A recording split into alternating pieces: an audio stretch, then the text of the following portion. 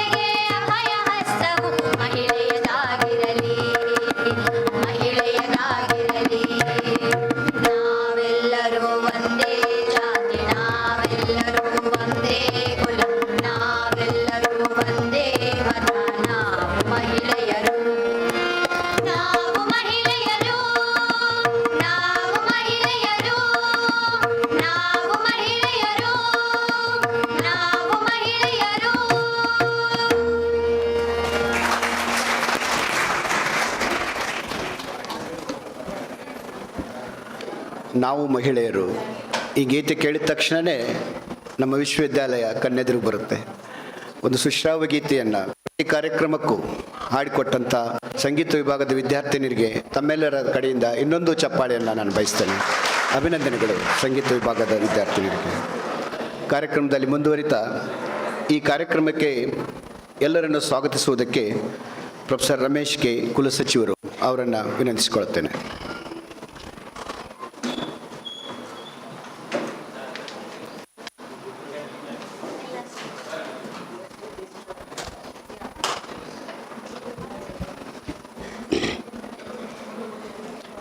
Chief guest of this function, Professor Mrunalini Fadnavis, Madam, Honorable Vice Chancellor, Solapur University, Professor B.K. Tulsimala, Madam, Honorable Vice Chancellor, Karnataka State Akkamahadevi University, Professor D.M. Madri, Coordinator of this function, Professor Kamshetty Sir, the Finance Officer of this university, Professor Venkatesh Sir, Syndicate Member of this university, the Deans of the university, Chairpersons of the university, all the faculty members of the university, all the teaching staff of this university, and all the students of this university. 2003, 2003, we started with the few students and very few months in the campus. Today, more than 2,000 students are in the campus. Enormous laboratories have been created. So many buildings have come up. A good residential campus has been set up. Of one of the flourishing university among the state university, for which our students are responsible, where they earned name and fame in every aspect. This university has been created to empower and literate the woman and give her equal opportunity to showcase her potential. To talk about potential, I would like to share one instance of Prabhakar Raghavan, who is a vice chairman of Google. He has written about his mom. He has talked about his mom, about her potential. When she was an 8-year child, when her mother was washing dishes, immediately she asked a question that, why don't the water will not slide from the hands, and it is sliding from the dishes. Immediately her father identified her potential in science and immediately took her to the school, and among 3, she passed MSc during those days from the University of the Madras. So this is how there are so many potential women are there to give them an equal opportunity. This university has been created, and today is the foundation day. And to make this function successful, we have with us dignitaries on the dais. Our chief guest is there. So I am here to welcome all of them. First of all, I would like to, at the outset, I would like to welcome Professor M.M. Fadnavis, Madam, Honorable Vice Chancellor of Solapur University. I request our Honorable Vice Chancellor to welcome her through felicitation. I request her to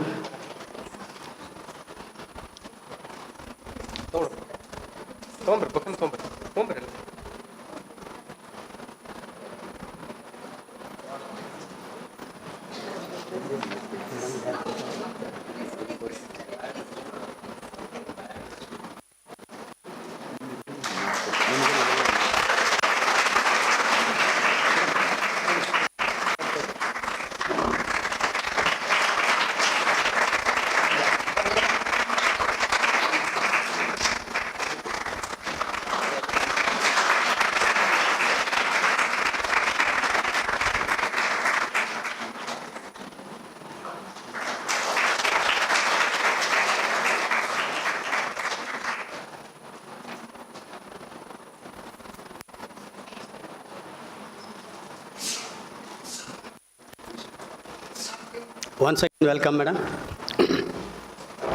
Now I'd like to welcome our Honorable Vice Chancellor, Professor B.K. Tulsimala, Madam, who is the President of this function. I request Professor Korshetty, Madam, to give her bouquet and welcome her.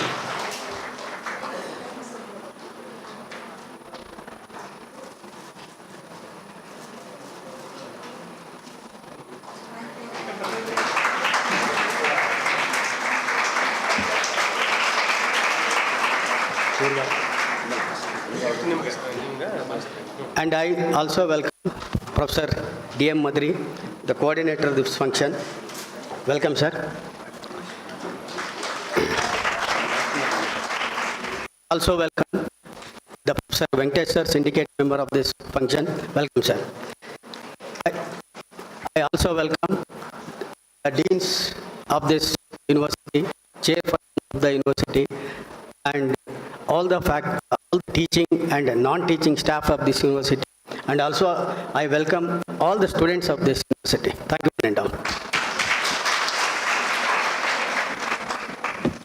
ಧನ್ಯವಾದಗಳು sir. ಈ ಕಾರ್ಯಕ್ರಮಕ್ಕೆ ಆಗಮಿಸಿದ ವಿಶೇಷ ಆಹ್ವಾನಿತರನ್ನು ಮತ್ತು ನಮ್ಮ ವಿಶ್ವವಿದ್ಯಾಲಯದ ಹಿತೈಷಿಗಳು ಮತ್ತು ಪೋಷಕರು, ಮಾಧ್ಯಮ ಬಂಧುಗಳು ಅವರೆಲ್ಲರೂ ಕೂಡ ಕಾರ್ಯಕ್ರಮಕ್ಕೆ ನಾವು ಬರಮಾಡ್ಕೊಳ್ತೇವೆ. ಕಾರ್ಯಕ್ರಮದಲ್ಲಿ ಸ್ವಾಗತಿಸಿದ ಕುಲಸಚಿವರಾದ ಪ್ರೊಫೆಸರ್ ರಮೇಶ್ ಸರ್ ಅವರನ್ನು ಕಾರ್ಯಕ್ರಮಕ್ಕೆ ಬರಮಾಡ್ಕೊಳ್ತಾ ಬೋಧಕೇತರ ಸಿಬ್ಬಂದಿಯವರ ಪರವಾಗಿ ವಿಜಯಕುಮಾರ್ ಹಿರೇಮಠ ಅವರು ಪುಷ್ಪ ನೀಡಿ ಸ್ವಾಗತಿಸಬೇಕಂತ ಕೇಳ್ಕೊಳ್ತೀವಿ.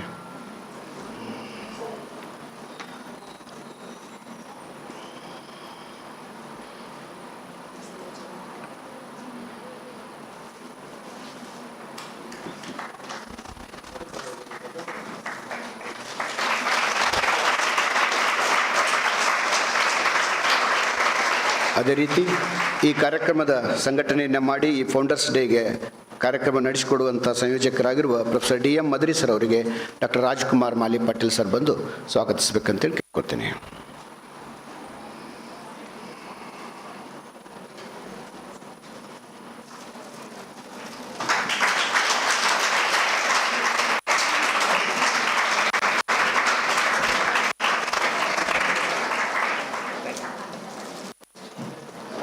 Thank you sir.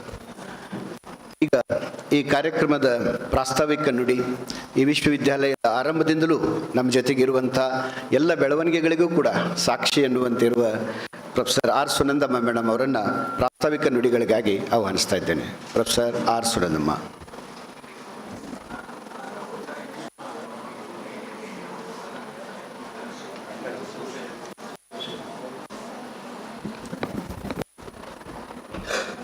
ಎಲ್ಲರಿಗೂ ನಮಸ್ಕಾರ.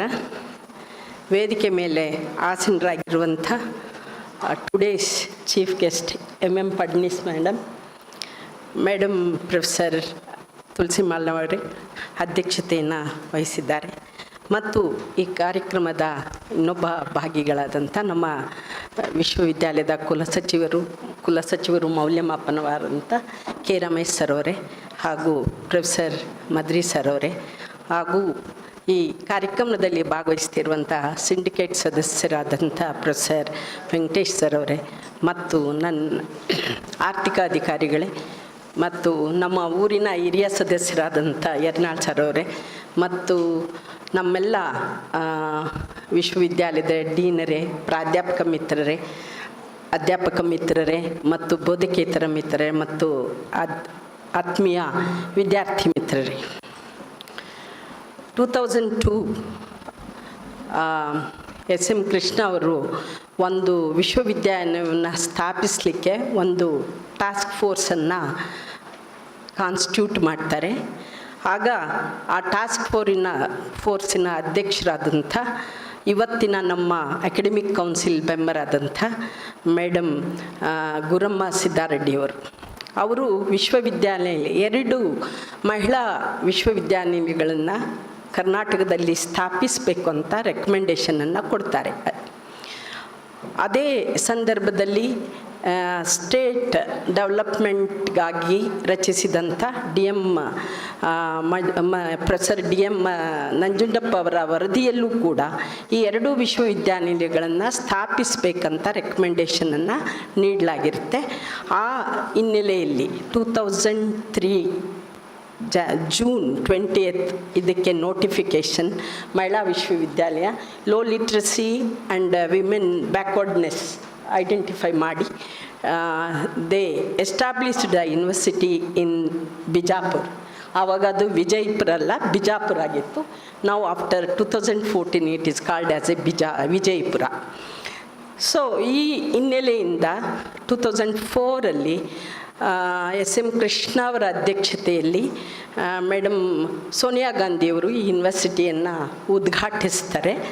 ಅನಂತರ 2003 October 28 first vice chancellor professor Saida Akhtar ಈ ಯೂನಿವರ್ಸಿಟಿಗೆ ಅಪಾಯಿಂಟ್ ಆಗ್ತಾರೆ. She is from Gulbarga university. So ಅವರು ಪ್ರಾರಂಭದ ವೈಸ್ ಚಾನ್ಸಲರ್ ಆಗಿ ಈ ಜಾಗ 281 acres of land she tried to get it for the university.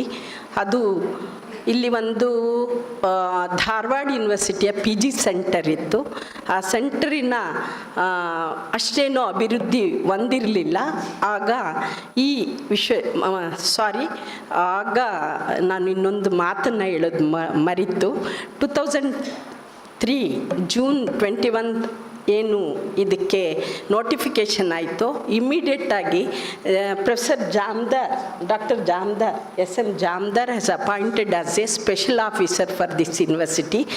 So ಈ started the 6 departments in the university and he established many infrastructure in the university. ಆಗ 3 ತಿಂಗಳ ಅವರ ಆಡಳಿತ ಅನೇಕ ಡಿಪಾರ್ಟ್ಮೆಂಟ್ಸ್ಗೆ ಡೆಪ್ಯುಟೇಷನ್ ಮೂಲಕ ಮತ್ತು ಗೆಸ್ಟ್ ಫ್ಯಾಕಲ್ಟಿನ ಅಪಾಯಿಂಟ್ ಮಾಡಿಕೊಂಡು ಇದು 450 ನಮ್ಮ ಸ್ಟೂಡೆಂಟ್ಸ್ PG ಸ್ಟೂಡೆಂಟ್ಸ್ನ ಅಧ್ಯಯನ ಮಾಡಲಿಕ್ಕೆ 6 ಡಿಪಾರ್ಟ್ಮೆಂಟ್ಸಲ್ಲಿ ಶುರುವಾಯಿತು. ಒಂದು economics, English, Kannada, women studies ಮತ್ತು ಇದು MEd ಆ್ಯಂಡ್ ಇದು 6 ಡಿಪಾರ್ಟ್ಮೆಂಟ್ಸ್ ಇಲ್ಲಿ ಮೊದಲು ಪ್ರಾರಂಭ ಆಗಿದ್ದು. ಸೊ ಈ 6 ಡಿಪಾರ್ಟ್ಮೆಂಟ್ಗಳ ಎಸ್ಟಾಬ್ಲಿಷ್ಮೆಂಟ್ ಆದ ನಂತರ ಅಕ್ಟೋಬರಲ್ಲಿ ಮೊದಲನ ವೈಸ್ ಚಾನ್ಸ್ಲರ್ ಇದಕ್ಕೆ ಬಂದಾದ ಮೇಲೆ ಅವರು ಈ ವಿಶ್ವವಿದ್ಯಾನಿಲಯಕ್ಕೆ ಈ ಜಾಗವನ್ನು ಪಡೆದುಕೊಳ್ಳೋದ್ರಲ್ಲಿ ತುಂಬ ಪ್ರಯತ್ನಗಳನ್ನು ಮಾಡಿ ವಿತಿನ್ 1 ಇಯರಲ್ಲಿ ಈ ಜಾಗವನ್ನು ಅವರು ಪಡ್ಕೊಂಡ್ರು. 81 ಎಕರ್ಸ್ ಆಫ್ ಲ್ಯಾಂಡ್ ನಮಗೆ ಟ್ರಾನ್ಸ್ಫರ್ ಆಯಿತು. ಅನಂತರದಲ್ಲಿ 18 ಡಿಪಾರ್ಟ್ಮೆಂಟ್ಸ್ಗೆ ಅವರು ವಿತಿನ್ 1 ಇಯರಲ್ಲಿ ಸ್ಟ್ಯಾಚ್ಯೂಟ್ಸ್ನ ಪಾಸ್ ಮಾಡಿಸಿದರು ಎಲ್ಲ 18 ಡಿಪಾರ್ಟ್ಮೆಂಟ್ಸ್ಗೆ. So including this 6 departments, other 12 ಡಿಪಾರ್ಟ್ಮೆಂಟ್ಸ್ಗೆ ಸ್ಟ್ಯಾಚ್ಯೂಟ್ಸ್ನ ಪಾಸ್ ಮಾಡಿಸಿ ಮತ್ತು ಅಪಾಯಿಂಟ್ಮೆಂಟ್ಸ್ನ ಮಾಡಿದರು. ಮತ್ತು ಇಲ್ಲಿರುವಂಥ ಜರ್ನಲಿಸಮ್ ಮತ್ತು ಲೈಬ್ರರಿ ಸೈನ್ಸ್ ಬಿಲ್ಡಿಂಗ್ಗಳನ್ನು ಸ್ವಲ್ಪ ರಿನೋವೇಷನ್ ಮಾಡಿ ಮೇಲಿನ ಅಂತಸ್ತನ್ನು ಫಸ್ಟ್ ಫ್ಲೋರ್ನ ಅವರು ಕನ್ಸ್ಟ್ರಕ್ಟ್ ಮಾಡಿದರು. ಅಲ್ಲಿಗೆ ಅವರ ಟರ್ಮ್ ಮುಗ್ದಿತ್ತು. ಸೆಕೆಂಡ್ ವೈಸ್ ಚಾನ್ಸ್ಲರ್ ಆಗಿ professor Geeta Bali madam from Bengaluru university, she is appointed as a vice chancellor. ಅವರು ನಮಗೆ ಆಗ UGC ಆಮೇಲೆ ಇನ್ನೊಂದು ಸೈದಾಕ್ತರ ದೊಡ್ಡ ಕೊಡುಗೆ ಅಂದರೆ 12B 2F within 2.5 years she get the 12B and 2F for this university. That is the first university in the history of UGC got in 2.5 years. So ಅಲ್ಲಿವರೆಗೆ 2.5 ವರ್ಷಗಳಲ್ಲಿ 12B ಮತ್ತು 2F ಮಾನ್ಯತೆಯನ್ನು UGCಯಿಂದ ಯಾವ ಯೂನಿವರ್ಸಿಟಿಗಳು ಕೂಡ ಪಡೆದಿರಲಿಲ್ಲ. That is the first university. So ನಮ್ಮ ಮಹಿಳಾ ಯೂನಿವರ್ಸಿಟಿಗೆ ಆ ಭಾಗ್ಯವನ್ನು ಅವರು ತಂದುಕೊಟ್ರು. ಮತ್ತು NCERTಯಿಂದ ಮಾನ್ಯತೆ ಇರಲಿಲ್ಲ ನಮಗೆ MEdಗೆ ಮತ್ತು BEdಗೆ. ಆಗ she got the recognition from the NCERT. ಇದಿಷ್ಟು ಅವ್ರ ಕೊಡುಗೆ. ಆಮೇಲೆ 10th ಪ್ಲ್ಯಾನಲ್ಲಿ ಗೀತಾ ಬಾಲಿ ಮೇಡಮ್ ಅವರ ಕಾಲದಲ್ಲಿ ನಮಗೆ UGCಯಿಂದ ಗ್ರ್ಯಾಂಟ್ಸನ್ನ ಅವರು ಪ್ರಯತ್ನ ಮಾಡಿ ನಮಗೆ ಒಂದು 10.5 ಕೋಟಿ ಗ್ರ್ಯಾಂಟ್ ಬರಲಿಕ್ಕೆ ಅವರು ಕೆಲಸ ಮಾಡಿದರು. ಅಷ್ಟೇ ಅಲ್ಲ, ಈ ಕ್ಯಾಂಪಸ್ಸಲ್ಲಿ ಇವತ್ತೇನು ನಮ್ಮ ಆಡಿಟೋರಿಯಂ ಇದ್ದಿದೆಯಲ್ಲ, ದೊಡ್ಡ administration building and social science building and ಇದು ಸೈನ್ಸ್ ಬಿಲ್ಡಿಂಗ್, ಆ ದೊಡ್ಡ ದೊಡ್ಡ ಬೃಹತ್ ಕಟ್ಟಡಗಳಿಗೆ ಅವರು ಪ್ಲ್ಯಾನ್ ಮಾಡಿದ್ದಷ್ಟೇ ಕನ್ಸ್ಟ್ರಕ್ಷನನ್ನು ಕೂಡ ಶುರು ಮಾಡಿದರು. ಆಮೇಲೆ ಫುಡ್ ಆ್ಯಂಡ್ ನ್ಯೂಟ್ರಿಷನ್ಗೆ ಮತ್ತು ಹಿಂದಿಗೆ ಇರಬೇಕು ಆ ಕಾಲದಲ್ಲಿ ಸ್ಟ್ಯಾಚ್ಯೂಟ್ಸ್ನ ಅವರು ಪಾಸ್ ಮಾಡಿದರು. ಮತ್ತು MCOMಗೆ ಒಂದು ಪೋಸ್ಟನ್ನು ಅವ್ರ ಕಾಲದಲ್ಲೇ ಅದು ಸ್ಯಾಂಕ್ಷನ್ ಆಗಿತ್ತು. ಸೊ ಇದು ಅವರ ಒಂದು ಚದರಿ ಹೋದ ಯೂನಿವರ್ಸಿಟಿಯನ್ನು ಒಂದು ರೀತಿಯಿಂದ ಸಿಸ್ಟಮ್ಯಾಟಿಕ್ ವೇ ಆಫ್ ವರ್ಕಿಂಗ್ ಸ್ಟೈಲ್ಗೆ ಗೀತಾ ಬಾಲಿ ಮೇಡಮ್ ಅವರು ತಂದರು. ಅನಂತರದಲ್ಲಿ 3rd VC ಅವರು ಮೀನಾ ಚಂದಾವರ್ಕರ್ ಮೇಡಮ್ ಅವರು ಬಂದಾದಮೇಲೆ ಯೂನಿವರ್ಸಿಟಿಗೆ ನಾವು ಶಿಫ್ಟ್ ಆದ್ವಿ. First we are in the city, a small campus with government buildings. Then we shifted to 2011, I think so. We are all shifted to this campus. We are shading small buildings. But ಈಗ ನಮ್ಮ ಎಲ್ಲ ವಿಭಾಗದವರು ಕೂಡ ಬೇಕಾದಷ್ಟು infrastructure ಇದೆ, buildings ಇದೆ.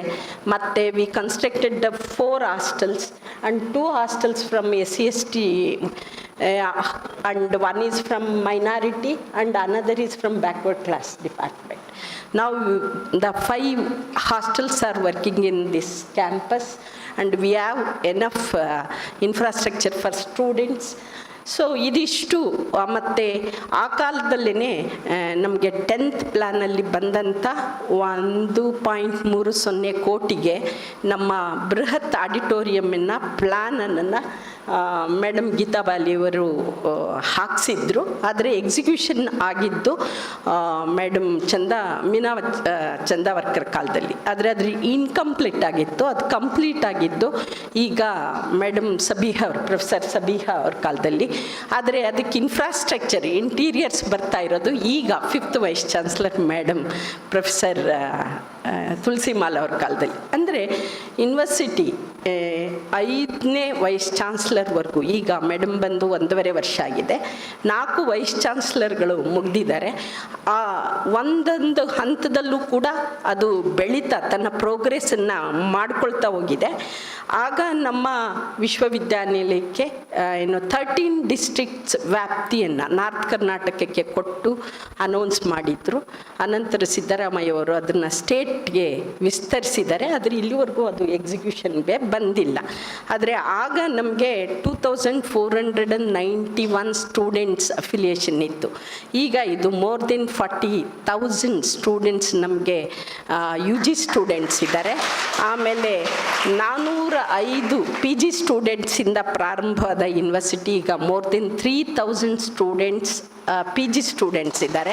ಆಮೇಲೆ 18 ಡಿಪಾರ್ಟ್ಮೆಂಟ್ಸಲ್ಲಿ ನಮ್ಮದು PhD ಪ್ರೋಗ್ರಾಮ್ ಇದೆ. More than 350 PhD students are working year. ಆಮೇಲೆ ಅನೇಕರು ಪೋಸ್ಟ್ ಡಾಕ್ಟರಲ್ ರಿಸರ್ಚ್ ಇದೆ. ICSR ಫೆಲೋಗಳಿದ್ದಾರೆ, UGC JRF ಫೆಲೋಸ್ ಇದ್ದಾರೆ, SC/ST ಸ್ಟೂಡೆಂಟ್ ಫೆಲೋಶಿಪ್ಪನ್ನು ಪಡ್ಕೊಳ್ತಿದ್ದಾರೆ, minority fellowship and backward class fellowships. So ಈ ರೀತಿಯಿಂದ ಯೂನಿವರ್ಸಿಟಿ ಭಿನ್ನ ಭಿನ್ನ ಹಂತಗಳಲ್ಲಿ ಸ್ಟೂಡೆಂಟ್ಸು, ಇನ್ಫ್ರಾಸ್ಟ್ರಕ್ಚರು ನಾವು ವಿಸ್ತರಿಸ್ತಾ ಬಂದಿದ್ದೀವಿ. ಮತ್ತು ಈ ವಿಶ್ವವಿದ್ಯಾನಿಲಯ UGC MHRD DBT DST ಇಂದ ಗ್ರ್ಯಾಂಟ್ಸನ್ನು ಪಡ್ಕೊಂಡಿದೆ. ಮತ್ತು ಮೇರಿ ಕ್ಯೂರಿ ಪ್ರಾಜೆಕ್ಟ್ ಏನು ವಿಮೆನ್ಸ್ ಯೂನಿವರ್ಸಿಟಿಗಳಿಗಾಗಿಯೇ ಮೀಸಲಿಟ್ಟಿರುವ ಮೇರಿ ಕ್ಯೂರಿ ಪ್ರಾಜೆಕ್ಟ್ ನಮಗೆ ಫಸ್ಟ್ ಹಂತ, 2ನೇ ಹಂತನೂ ಮುಗಿದಿದೆ, 3ನೇ ಹಂತದಲ್ಲೂ ಬರುವ ಸಾಧ್ಯತೆಗಳನ್ನು ಇದು ಹೊಂದಿದೆ. ಅದರ ಜೊತೆಗೆ ಮೀನಾ ಚಂದವರ್ಕರ್ ಮೇಡಮ್ ಕಾಲದಲ್ಲಿ ನಮಗೆ ಎಕ್ಸ್ಟೆನ್ಷನ್ ಸೆಂಟರ್ ಮಂಡ್ಯದಲ್ಲಿ ಪ್ರಾರಂಭ ಆಯಿತು. ಮತ್ತು ಈಗ ಅಲ್ಲಿ 5 ವಿಭಾಗಗಳು ಕಾರ್ಯನಿರ್ವಹಿಸ್ತಾ ಇದೆ. ಮತ್ತು ಪ್ರೊಫೆಸರ್ ಸಬಿಹಾ ಅವ್ರ ಕಾಲದಲ್ಲಿ ಸಿಂಧನೂರು ನಮಗೆ ಒಂದು ಸೆಂಟರ್ ಕನ್ಸ್ಟ್ರಕ್ಷನಲ್ಲಿ ಬಂತು, ಎಕ್ಸ್ಟೆನ್ಷನ್ ಸೆಂಟರ್. ಅಲ್ಲಿ ಕೂಡ 5 ವಿಭಾಗಗಳು ಕಾರ್ಯನಿರ್ವಹಿಸ್ತಾ ಇವೆ. ಅದೇ ಸಂದರ್ಭದಲ್ಲಿ ನಮಗೆ ಬೆಂಗಳೂರಲ್ಲಿ 4 acres ಆಫ್ ಲ್ಯಾಂಡ್ ಕೂಡ ಸಿಕ್ಕಿದೆ. ಅದನ್ನು ನಾವು IAS ಅದರ್ ಟ್ರೈನಿಂಗ್ ಪ್ರೋಗ್ರಾಮ್ಸ್ನ ಮಾಡಲಿಕ್ಕೆ, ವಿದ್ಯಾರ್ಥಿನಿಯರನ್ನ ಪ್ರೋತ್ಸಾಹ ಮಾಡಲಿಕ್ಕೆ ಅಂತ ಆ ಜಾಗವನ್ನು ಪಡೆದಿದ್ದೀವಿ. ಅದರ ಜೊತೆಗೆ ನಮಗೆ ಉಡುತಡಿಯಲ್ಲಿ 10 acres ಆಫ್ ಲ್ಯಾಂಡ್ ಇದೆ. ಅಲ್ಲಿಯೂ ಕೂಡ ನಮ್ಮ ಒಂದು ಕೋರ್ಸನ್ನು ನಾವು ನಡೆಸ್ತಾ ಇದ್ದೀವಿ.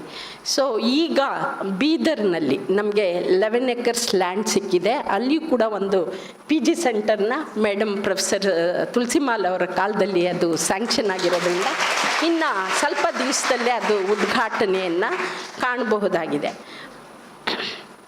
ಅದರ ಜೊತೆಗೆ ವಿಶ್ವವಿದ್ಯಾನಿಲಯಕ್ಕೆ KSAWUV ಮೊದಲ ಹಂತದಲ್ಲಿ 3 ಸ್ಟಾರ್ಸ್ ಮಾನ್ಯತೆ ದೊರೆತಿತ್ತು.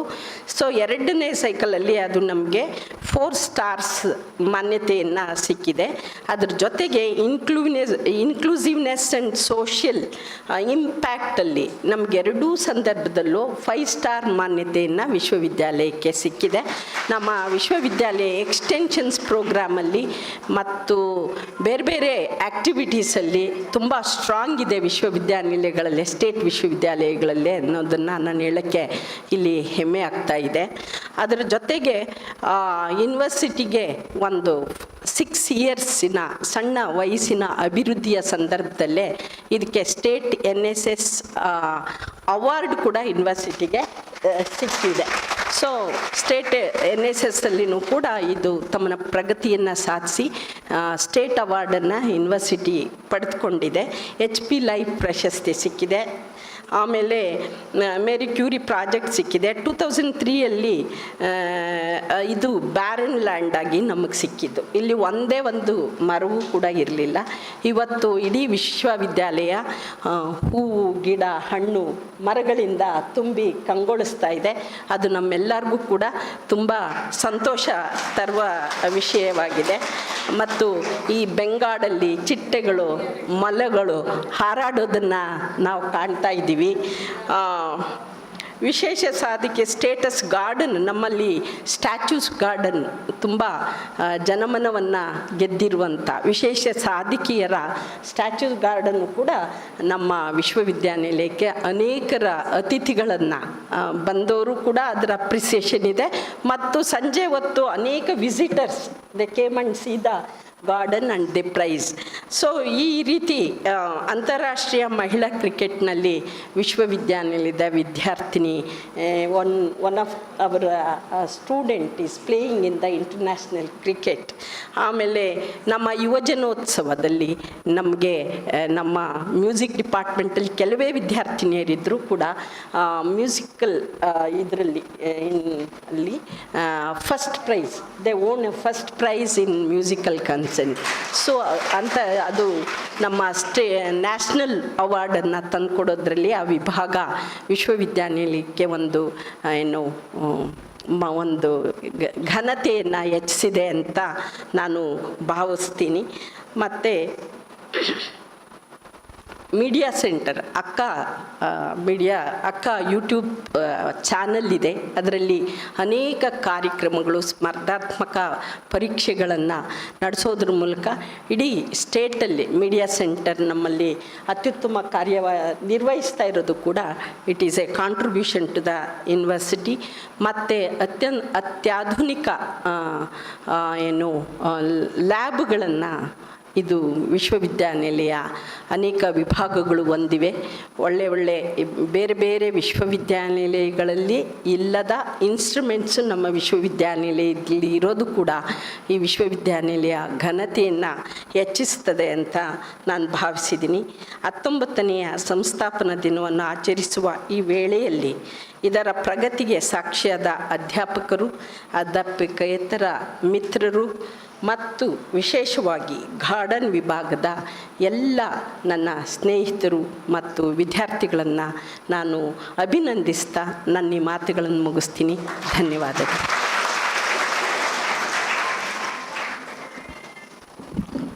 ವಿಶ್ವವಿದ್ಯಾನಿಲಯದ ಆರಂಭದಿಂದ ಇಲ್ಲಿಯವರೆಗೆ ಬೆಳವಣಿಗೆಯ ಪಕ್ಷಿ ನೋಟವನ್ನು ನೀಡಿದ ಪ್ರೊಫೆಸರ್ ಆರ್ ಸುನಂದಮ್ಮ ಮೇಡಮ್ ಅವರಿಗೆ ಧನ್ಯವಾದಗಳು. Now I invite Professor G.G. Rajput, Director CDC, to introduce today's chief guest, Professor M.M. Fadnavis Madam.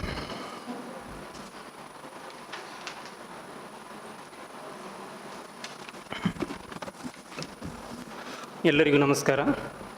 19ನೇ ಸಂಸ್ಥಾಪನಾ ದಿನಾಚರಣೆ ಹಾಗೂ ಯೋಗ ದಿನದ ಎಲ್ಲರಿಗೂ ಶುಭಾಶಯಗಳು. Today's chief guest, Dr. Mrunalini Fadnavis Madam, Honorable Vice Chancellor Professor B.K. Tulsimala Madam, members of Syndicate and Academic Council, Registrar Professor Ramesh K., Finance Officer Professor S.P. Kamshetty, coordinators of today's event Professor D.M. Madari, deans of various faculty, chairmen and coordinators of various departments, and my dear colleagues and students. It's my great pleasure and honor to introduce to you all today's chief guest, Dr. Mrunalini Fadnavis, Vice Chancellor of Punyashloka Akkamahadevi Holkar Solapur University, Solapur. Prior to assuming charge as Vice Chancellor of Solapur University, Madam has rendered her service as Principal of Mahila Mahavidyalaya, Nagpur. Her academic qualifications include MA Economics, MPhil, MBA and PhD. Dr. Mrunalini Fadnavis obtained Masters of Arts in Economics and also Econometrics, and further secured her PhD from Dr. Hari Singh Gaur University, Sagar. She has vast and varied experience in teaching, research and administration. Her research work includes the following. She has more than 38 years of rich research experience, published more than 280 research papers and articles at international and national level journals, completed 25 minor and major research projects. She has successfully guided 17 students for the award of PhD degree, published more than 20 books on economics and other subjects. She has participated in more than 160 national and international seminars, workshops, symposiums, etc. So So she has trained the trainers in the training camp organized by Tata Institute of Social Sciences, Mumbai, with the funds of University Grants Commission. She has completed research on water in Ujjini Dam. She completed her study on happiness index of the students in critical period of COVID-19 pandemic, and the report of research was published at the hands of contemporary Minister of Higher Education and Technical Education, Maharashtra. Availed the production of masks for prevention of COVID-19, and it got fame in the patent magazines of Government of India. She has done study on medicinal plants in Punyashloka Devi, Solapur University, and its prospects were also prepared. Her administrative responsibilities include the following. She has worked as chairperson as well as member of peer team of NAC, Bangalore. Worked as member of Economical Research and Rebuilding Committee, Rashtra Sant Tukadoji Maharaj, Nagpur University, Nagpur. Worked as member of Committee, Prevention of Women Sexual Harassment, Regional Center, Indira Gandhi National Open University, Delhi. She has introduced 100 new skill-based courses in Solapur University, started an incubation center also. Madam started handloom limit in Solapur University and promoted the handloom industry. She has established 5 new schools and opened 28 new departments in Solapur University. Madam has prepared 19 international level playgrounds for various games by making use of UGC funds in Solapur University. Definitely, with such an excellence in academic and administrations, naturally awards flow to her. Few of the awards I would like to mention here. She had been honored with Shikshana Tadnya Acharya Atre Award. She received Shikshana Seva Puraskara, Lifetime Achievement Award, received PM Corona Warrior Award, received an Ideal Teacher Award, received a special honorary award from Cactus Foundation, and others also are being included here. Madam is known for her wonderful administration and high achievements of Solapur University after assuming charge as Vice Chancellor. We are grateful to Madam for accepting our invitation and becoming today's chief guest of this 19th Foundation Day celebration. I welcome you, Madam, once again to this August gathering. Thank you for giving me an opportunity to introduce such a wonderful person to this August audience. Thank you. ಮುಖ್ಯ ಅತಿಥಿಗಳನ್ನು ಪರಿಚಯಿಸಿದ professor Rajput sir ಅವರಿಗೆ ಧನ್ಯವಾದಗಳು. ಈಗ ಕಾರ್ಯಕ್ರಮದ ಮುಖ್ಯ ಘಟ್ಟ ದೀಪ ಬೆಳಗುವ ಕಾರ್ಯಕ್ರಮ ಮತ್ತು ಅಕ್ಕ ಮಹಾದೇವಿಯ ಭಾವಚಿತ್ರಕ್ಕೆ ಪುಷ್ಪ ನಮನ ವೇದಿಕೆಯ ಗಣ್ಯರಿಂದ.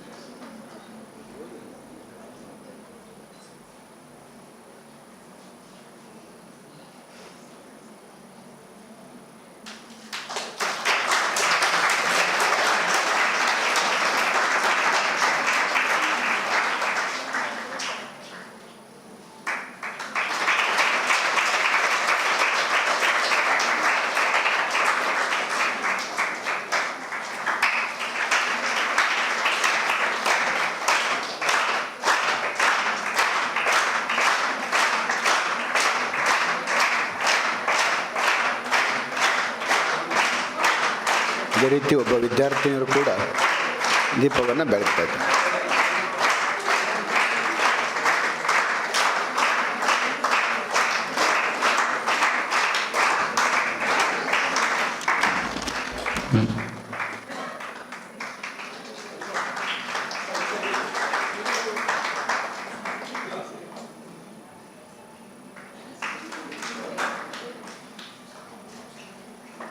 ಧನ್ಯವಾದಗಳು.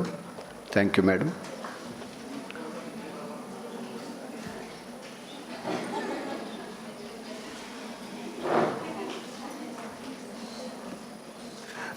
now I invite Honorable Professor M.M. Fadnavis Madam for Foundation Day address.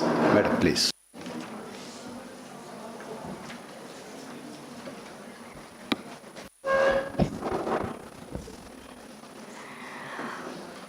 Good afternoon, everyone.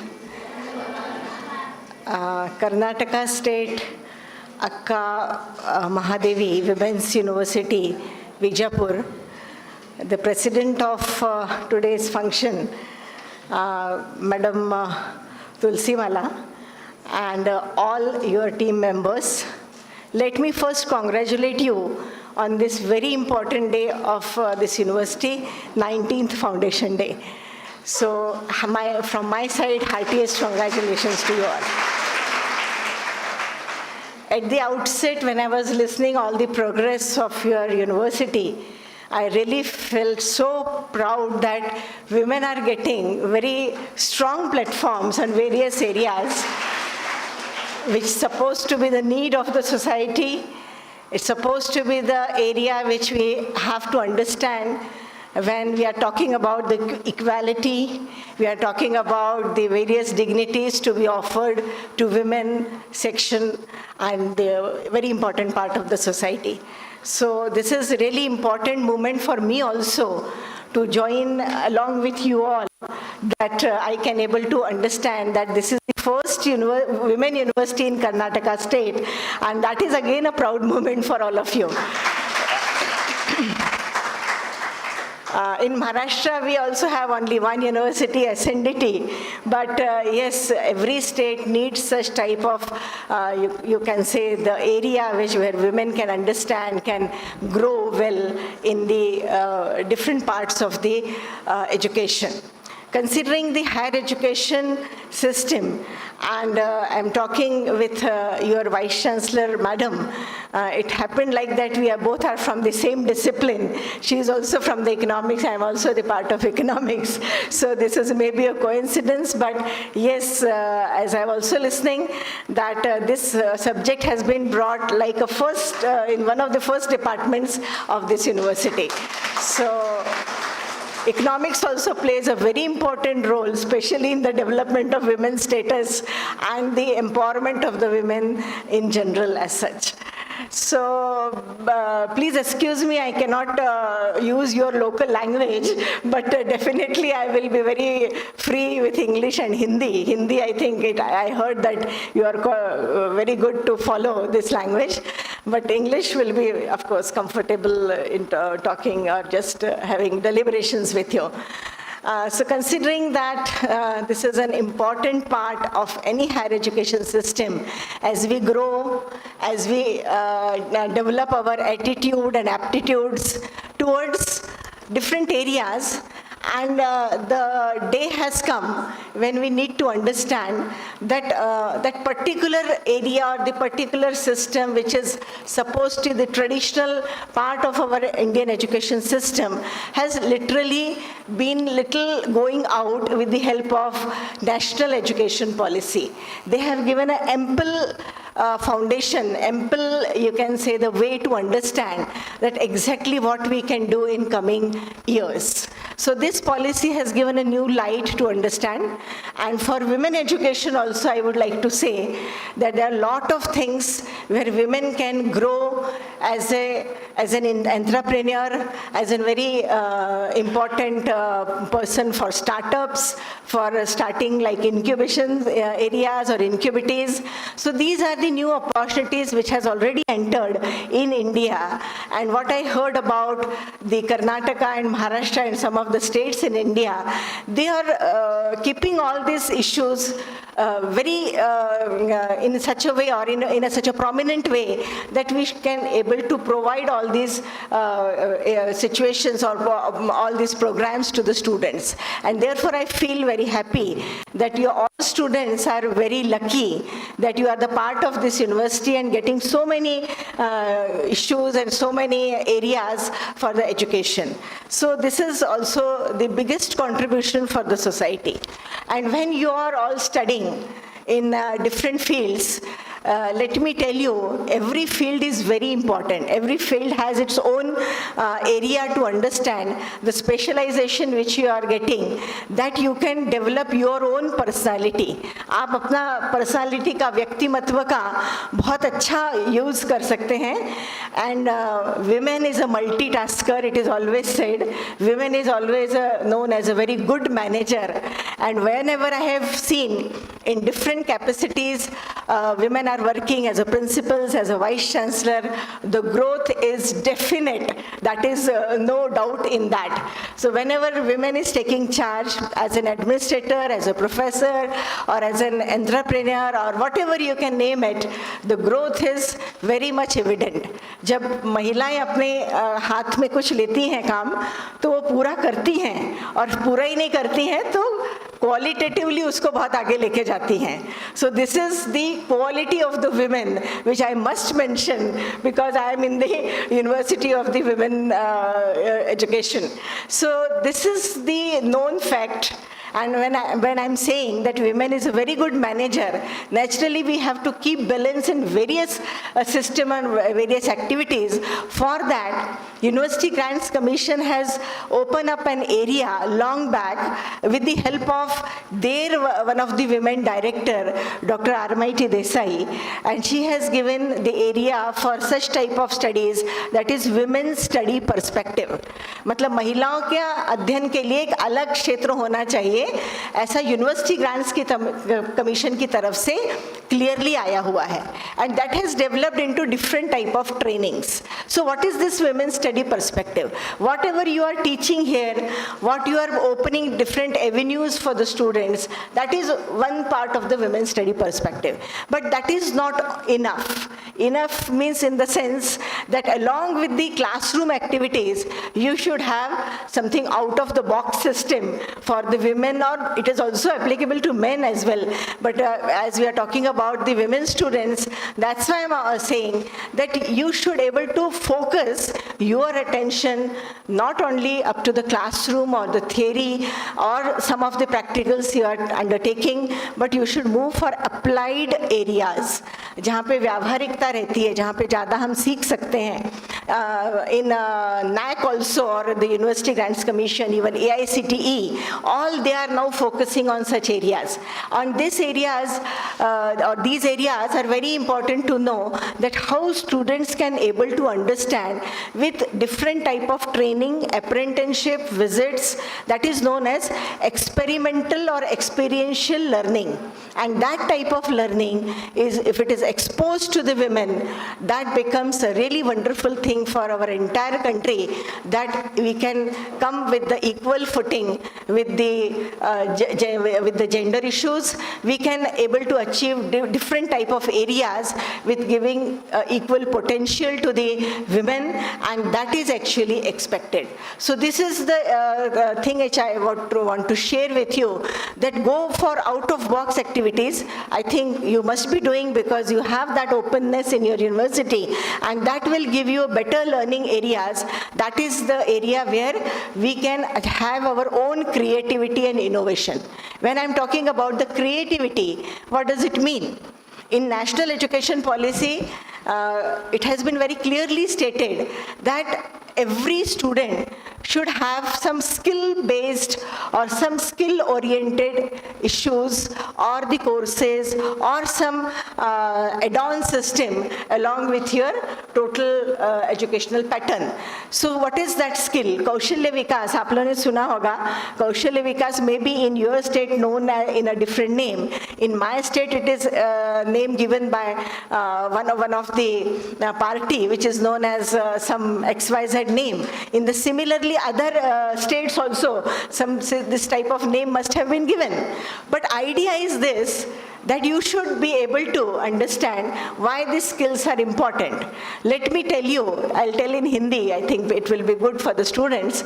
एक story ऐसी है, I have seen along with my students, even along with my daughters, when I was, they were going with the phase of higher education and trying to understand that how they can get a such area where they can flourish. So you should have a choice. You should have a area to understand of your liking. आपको अपने जो idea है उसको आगे ले जाने के लिए आपके चॉइस का कोर्स होना चाहिए. So the story is like this कि एक लड़का है वो अंडर ग्रेजुएट पूरा करता है, that is in the engineering section.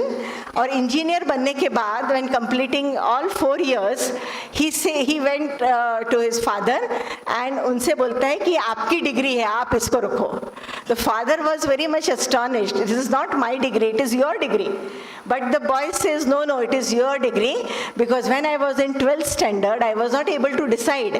जब मैं 12वीं क्लास में था तो मैं डिसाइड नहीं कर पा रहा था कि मुझे क्या करना चाहिए. You dictated, so I have gone for some like ICT based engineering course. And because the boy was smart, बहुत होशियार था वो, and he cleared within just फटाफट 4 years, he has cleared everything and got some very good job. My father was very much confused. See, I have invested so much amount, I have invested so many money and so much time also, and the boy was saying that this is your degree और अब मेरे को ये job नहीं करना है. So irony is this, that when father said, why you have not liked this? He said, my idea, my aptitude, my thinking was towards media. But that time nobody told me that I should go for the media system. And now I'm free, and now I can understand that what is my choice. So I'm going for media and advertisement system. Father was worried, as usual, Indian system, father always wants to be dictated. Even the parents also want to be, or rather teachers also want to be dictated. And therefore, it happened that father was restless, but the boy, whatever he wants to do, he did. और अभी आज वो है वो media area में he started his business in Mumbai, very famous area of Mumbai which is known for entrepreneurship, that is Kalanagar, and then he moved to San Francisco. Now he is one of the best media marketing, you can say having the startup. He is the CEO of that startup and he is earning crores of money because of his interest. So this you should understand why I am telling you. There's many stories we have, but one or two I always want to share, that whatever is your choice, you decide that. And if the parents is saying something, maybe parents are not, I am saying they are always wrong, but you need to understand, need to have a confession with them, and then you can reach to some conclusion that what exactly the boy or the girl wants. So this is not happening in India at many places, and therefore we can see the lot of degrees has been given to the engineering section, lot of degrees has been given to the arts division, and what is the output? Now everyone is asking about the output. If we are filling NAC system, if we are talking about some issues which is related to Rashtriya Uchchatar Shiksha Abhiyan, RUSA, they are always asking what is your output. And if you are not able to give the output, then only provision of degree cannot able to give you all ideas. The degree cannot give you everything. At present, many degrees are not even suitable for good jobs. So we have to understand this. ये हमको सोचना पड़ेगा कि मेरा choice क्या है, मुझे किस में लाइकिंग है. इसलिए स्किल कोर्सेज, कौशल्य विकास कार्यक्रम has been made. Now it has been mandatory also, so to understand that whatever you feel, at least take one part of that. Suppose somebody is interested in photography, or along with the physics graduation is going on and person wants to go for the photography, they can have the add-on or the support of skill courses of photography.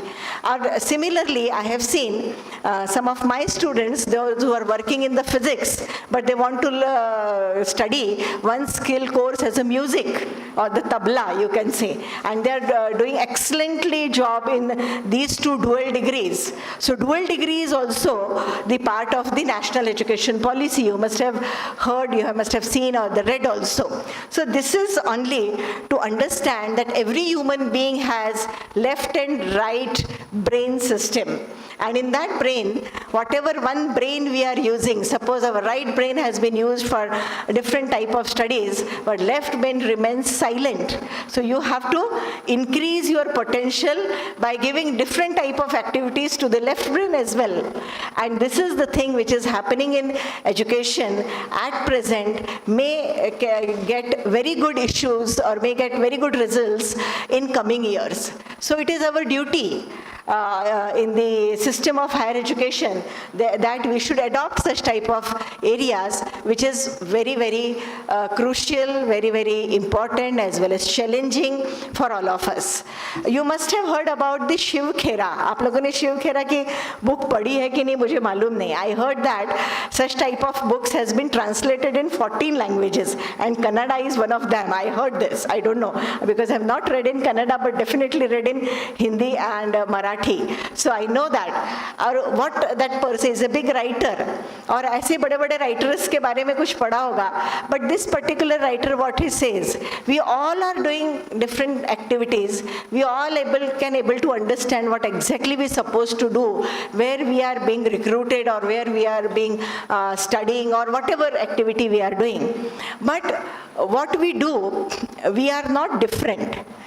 What we do for that, we are not different, but we are doing things differently. We are doing things differently.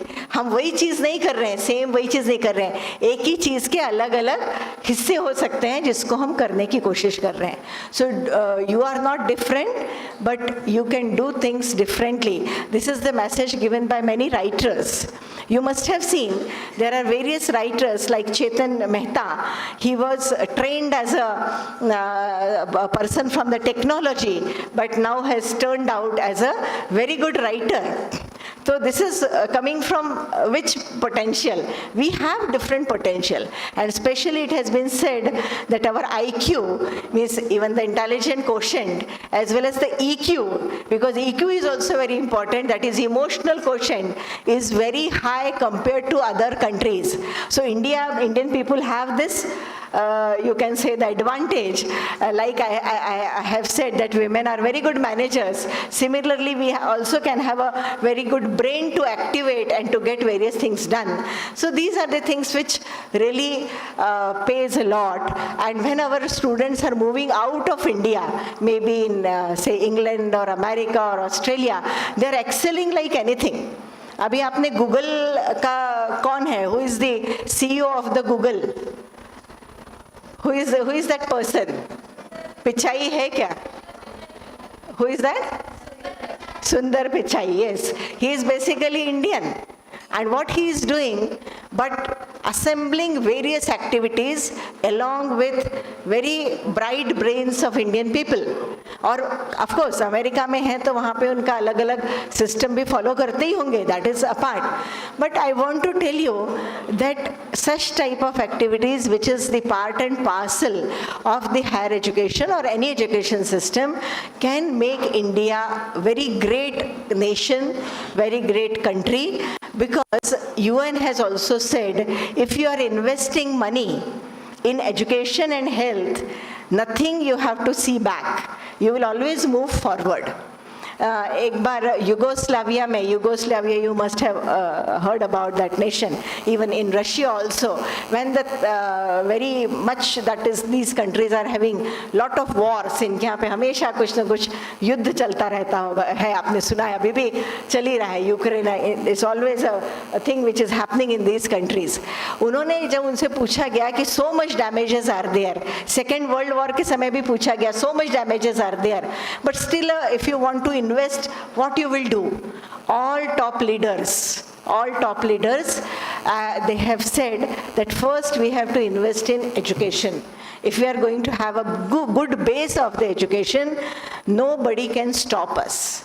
And the same has happened with us. That is unfortunate that Britishers have ruined our education system very systematically, because they know कि इनको अगर education में नीचे कर दिया तो India हमारा हो जाएगा, and they were successful.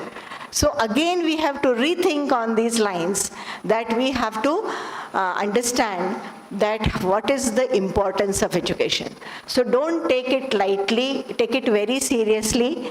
You are all very lucky students, lucky teachers, lucky researchers that you have got a wonderful platform to study, to understand, to move ahead. And not only that, but to prove yourself in different areas. अगर आप ये थोड़ा भी contribution देते हैं अपने society को, then really the country can get a wonderful results in coming years. Now considering the women part, once again I will just want to say a few words regarding that. When I was talking about the research and women, because that is also the part of the UGC, and rather now RUSA, Uchatar Shikshan Abhiyan, has also focusing on women and research. And I am very happy to understand that you are having a very good number of women researchers over here. So such type of research activities, which is the foundation of the understanding of the higher education system, I think that research area need to be developed according to the new policies of the national education policy. Again, we are lacking somewhere in research.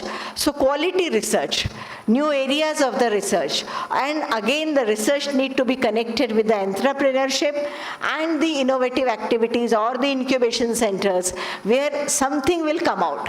So what this young mind, what you can say, that you need not to ask for a job, but you do something like that, that you can provide job for 3 to 4 people, at least in the beginning, and later on you can widen your areas with a lot of issues, which is through the innovation activities or the incubation activities. So this research is very, very important. UGC is taking care of women in research. The cell has already been started because of this university already having women's cell, but in my university I have deliberately started women's cell so that women should have the special advantage to understand in the various areas, especially the research.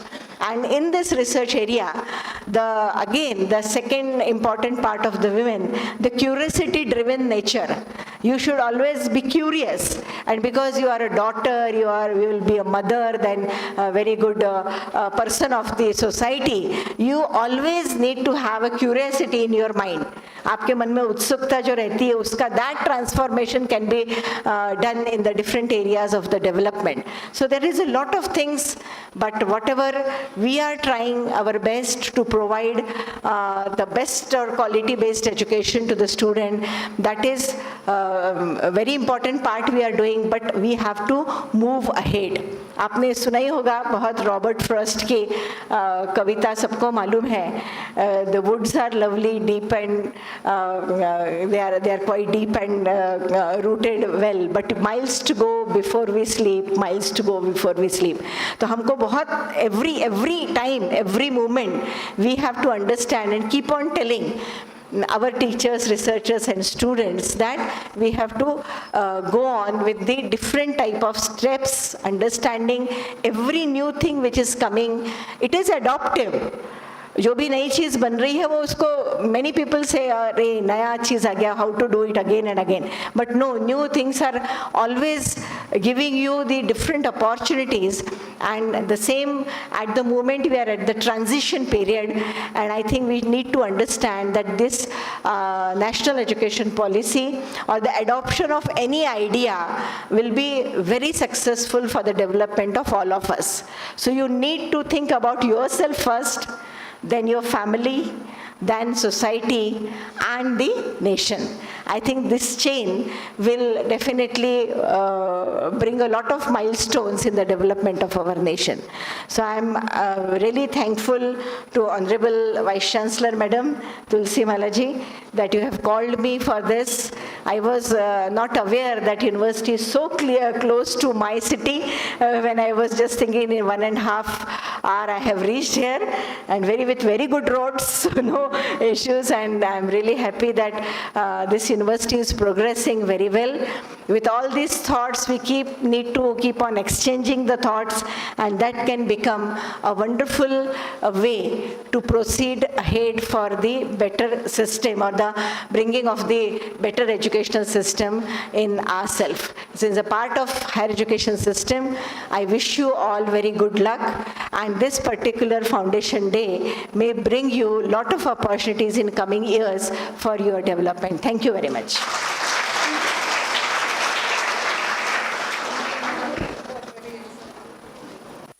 Thank you very much madam for your inspiring words. ಈಗ ಅಧ್ಯಕ್ಷೀಯ ನುಡಿ ನೆಚ್ಚಿನ ಕುಲಪತಿಯವರಾದ professor BK Tulasimala ಮೇಡಮ್ ಅವರಿಂದ.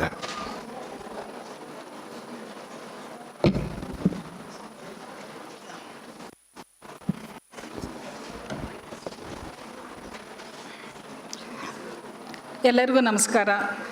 ಮೊದಲನೇದಾಗಿ ತಮ್ಮೆಲ್ಲರಿಗೂ ವಿಶ್ವವಿದ್ಯಾನಿಲಯದ ಸಂಸ್ಥಾಪನಾ ದಿನಾಚರಣೆಯ ಹಾರ್ದಿಕ ಶುಭಾಶಯಗಳು. ಇವತ್ತಿನ ಈ ಕಾರ್ಯಕ್ರಮದಲ್ಲಿ ಮುಖ್ಯ ಅತಿಥಿಗಳಾಗಿ ಪಾಲ್ಗೊಂಡು ಒಂದು ದಿಕ್ಸೂಚಿ ಭಾಷಣವನ್ನು ನೆರವೇರಿಸಿಕೊಟ್ಟಂಥ ಶೋಲಾಪುರ್ ವಿಶ್ವವಿದ್ಯಾನಿಲಯದ ಸನ್ಮಾನ್ಯ ಕುಲಪತಿಗಳಾದ ಪ್ರೊಫೆಸರ್ MM ಫಡ್ನವೀಸ್ರವರೇ, ವೇದಿಕೆಯಲ್ಲಿ ಉಪಸ್ಥಿತರಿರುವ ಮಾನ್ಯ ಕುಲಸಚಿವರಾದ ಪ್ರೊಫೆಸರ್ ರಮೇಶ್ ರವರೇ, ಈ ಕಾರ್ಯಕ್ರಮದ ಸಂಯೋಜಕರಾದ ಪ್ರೊಫೆಸರ್ ಮದ್ರಿಯವರೇ, ಸನ್ಮಾನ್ಯ ಸಿಂಡಿಕೇಟ್ ಸದಸ್ಯರಾದ ಪ್ರೊಫೆಸರ್ ವೆಂಕಟೇಶ್ ರವರೇ, ಸಹೋದರ ಸಮಾನರಾದ ಶ್ರೀಯುತ ಅಪ್ಪ ಸಾಹೇಬ್ ಯರ್ನಾಳ್ ರವರೇ, ಲಾ ವಿಶ್ವವಿದ್ಯಾನಿಲಯದ ಗೌರವಾನ್ವಿತ ಸಹೋದ್ಯೋಗಿಗಳೇ, ನಮ್ಮ ವಿಶ್ವವಿದ್ಯಾನಿಲಯದ ಎಲ್ಲ ನಿಕಾಯದ ಡೀನರೇ, ವಿವಿಧ ಅಧ್ಯಯನ ವಿಭಾಗಗಳ ಮುಖ್ಯಸ್ಥರೇ, ಸಂಯೋಜಕರೇ, ಪ್ರಾಧ್ಯಾಪಕರೇ ಹಾಗೂ ಬೋಧಕೇತರ ಸಿಬ್ಬಂದಿಗಳೇ, ಮಾಧ್ಯಮ ಮಿತ್ರರೇ, ಪ್ರಿಯ ವಿದ್ಯಾರ್ಥಿನಿಯರೇ, ಇವತ್ತಿನ ದಿನ ನಾವು ಬಹಳ ಹೆಮ್ಮೆಯಿಂದ ನಮ್ಮ 19ನೇ ಸಂಸ್ಥಾಪನಾ ದಿನವನ್ನು ಆಚರಿಸ್ತಾ ಇದ್ದೀವಿ. ಹಾಗೆ ಈ ಎಲ್ಲ ನಮ್ಮ ಪ್ರಗತಿಗೆ, ನಮ್ಮ ಸಂಭ್ರಮಕ್ಕೆ ಕಾರಣರಾದ ಹಿಂದಿನ ಎಲ್ಲ ಕುಲಪತಿಗಳನ್ನು ಹಾಗೆ ಅವರ ಅಧಿಕಾರಿಗಳನ್ನು ಅತ್ಯಂತ ಕೃತಜ್ಞತೆಯಿಂದ ಹಾಗೆ ಧನ್ಯತೆಯಿಂದನೂ ಕೂಡ ನಾವು ಇವತ್ತು ನೆನೆಸ್ಕೋತಾ ಇದ್ದೀವಿ. ಅವರಿಗೆ ವಿಶ್ವವಿದ್ಯಾನಿಲಯದ ವತಿಯಿಂದ ನಾನು ಕೃತಜ್ಞತೆಗಳನ್ನು ಹಾಗೆ ಧನ್ಯವಾದಗಳನ್ನು ಅರ್ಪಿಸ್ತಾ ಇದ್ದೀನಿ. ನಮ್ಮ ವಿಶ್ವವಿದ್ಯಾನಿಲಯ ಕರ್ನಾಟಕ ರಾಜ್ಯದ ಏಕೈಕ ಮಹಿಳಾ ವಿಶ್ವವಿದ್ಯಾನಿಲಯ. ಇದು ಪ್ರಾರಂಭ ಆಗಿ ಈಗ 2 ದಶಕಗಳು ಆಗಿದೆ. ಈ 19 ವರ್ಷದ ಅವಧಿನಲ್ಲಿ ವಿಶ್ವವಿದ್ಯಾನಿಲಯ ಹಲವಾರು ಪ್ರಗತಿಯ ಮೈಲುಗಲ್ಲುಗಳನ್ನು ದಾಟಿದೆ, ಅಭಿವೃದ್ಧಿಯ ವಿವಿಧ ಹಂತಗಳನ್ನು ನೋಡಿದೆ, ವಿಕಾಸ ಹೊಂದಿದೆ, ಹಾಗೆ ವಿಕಾಸ ಹೊಂದುವ ಪ್ರಕ್ರಿಯೆಯಲ್ಲೂ ಕೂಡ ಇದು ಮುಂದುವರಿತಾ ಇದೆ. ಹಾಗೆಯೇ ನಮ್ಮ ವಿಶ್ವವಿದ್ಯಾನಿಲಯ ಮಹಿಳಾ ಶಿಕ್ಷಣಕ್ಕೆ ಮೀಸಲಾದ ವಿಶ್ವವಿದ್ಯಾನಿಲಯ ಆಗಿ ಮಹಿಳೆಯರ ಶೈಕ್ಷಣಿಕ ಅಭಿವೃದ್ಧಿನಲ್ಲಿ ಹಾಗೆ ಅವರಿಗೆ ಒಂದು ಸುಸ್ಥಿರ ಜೀವನವನ್ನು ಕಟ್ಟಿಕೊಡುವ ನಿಟ್ಟಿನಲ್ಲಿ ಅವರ ಸಬಲೀಕರಣ, ಅವರ ಸಮಾನತೆ, ಈ ಸಾಮಾಜಿಕ ಸಾಮರಸ್ಯ, ಈ ದೃಷ್ಟಿಯಿಂದನೂ ಕೂಡ ಇದು ಸಾಕಷ್ಟು ಪ್ರಗತಿಯನ್ನು ಸಾಧಿಸಿದೆ.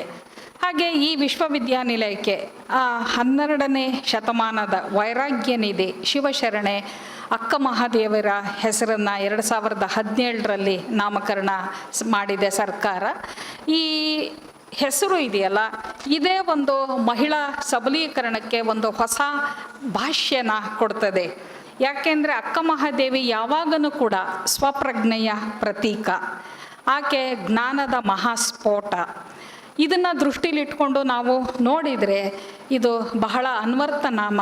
ಈ ಹೆಸರಿಂದ ಈ ವಿಶ್ವವಿದ್ಯಾನಿಲಯ ಇನ್ನೂ ಸಾಧಿಸೋದು ತುಂಬ ಇದೆ ಅಂತ ಅನ್ನೋದು ನಮಗೆ ಗೊತ್ತಾಗ್ತದೆ. ಹಾಗೆ ಯಾವುದೇ ವಿಶ್ವವಿದ್ಯಾನಿಲಯದಂತೆ ಈ ವಿಶ್ವವಿದ್ಯಾನಿಲಯದ ಮೂಲಾಧಾರ ಮೌಲ್ಯಗಳು ಕೂಡ ಸಮಾನತೆ, ಸ್ವಾವಲಂಬನೆ, ದಕ್ಷತೆ, ಸಾಮರ್ಥ್ಯ ವರ್ಧನೆ, ಈ ಗುಣಮಟ್ಟ, ಒಳಗೊಳ್ಳುವಿಕೆ, ಇದೇ ಈ ಮೂಲಾಧಾರಗಳು ಅಥವಾ ಮೂಲ ಮೌಲ್ಯಗಳು ಆಗಿದೆ. ಇವತ್ತಿನ ಸಂದರ್ಭದಲ್ಲಿ ಈ 19ನೇ ಸಂಸ್ಥಾಪನಾ ದಿನಾಚರಣೆಯ ಸಂದರ್ಭದಲ್ಲಿ ನಾವು ಇವುಗಳನ್ನು ಪುನರ್ ಮನನ ಮಾಡಿ ಇವತ್ತಿನ ದಿನ ನಾವು ಇದಕ್ಕೆ ನಮ್ಮನ್ನು ನಾವು ಪುನರ್ ಅರ್ಪಣೆ ಮಾಡ್ಕೋಬೇಕಾಗಿದೆ. ಯಾಕೆಂದರೆ ಇದು ವಿಶ್ವವಿದ್ಯಾನಿಲಯದ ಮೂಲ ಮೌಲ್ಯಗಳು. ಈ ಸಂದರ್ಭದಲ್ಲಿ ಮತ್ತೊಂದು ಪ್ರಶ್ನೆ ಉದ್ಭವ ಆಗ್ತದೆ. ನಾವು ಆತ್ಮವಿಮರ್ಶೆನೂ ಕೂಡ ಮಾಡ್ಕೋಬೇಕಾಗಿದೆ, ನಮ್ಮನ್ನು ನಾವು ಮೌಲ್ಯಮಾಪನ ಕೂಡ ಮಾಡ್ಕೋಬೇಕಾಗಿದೆ.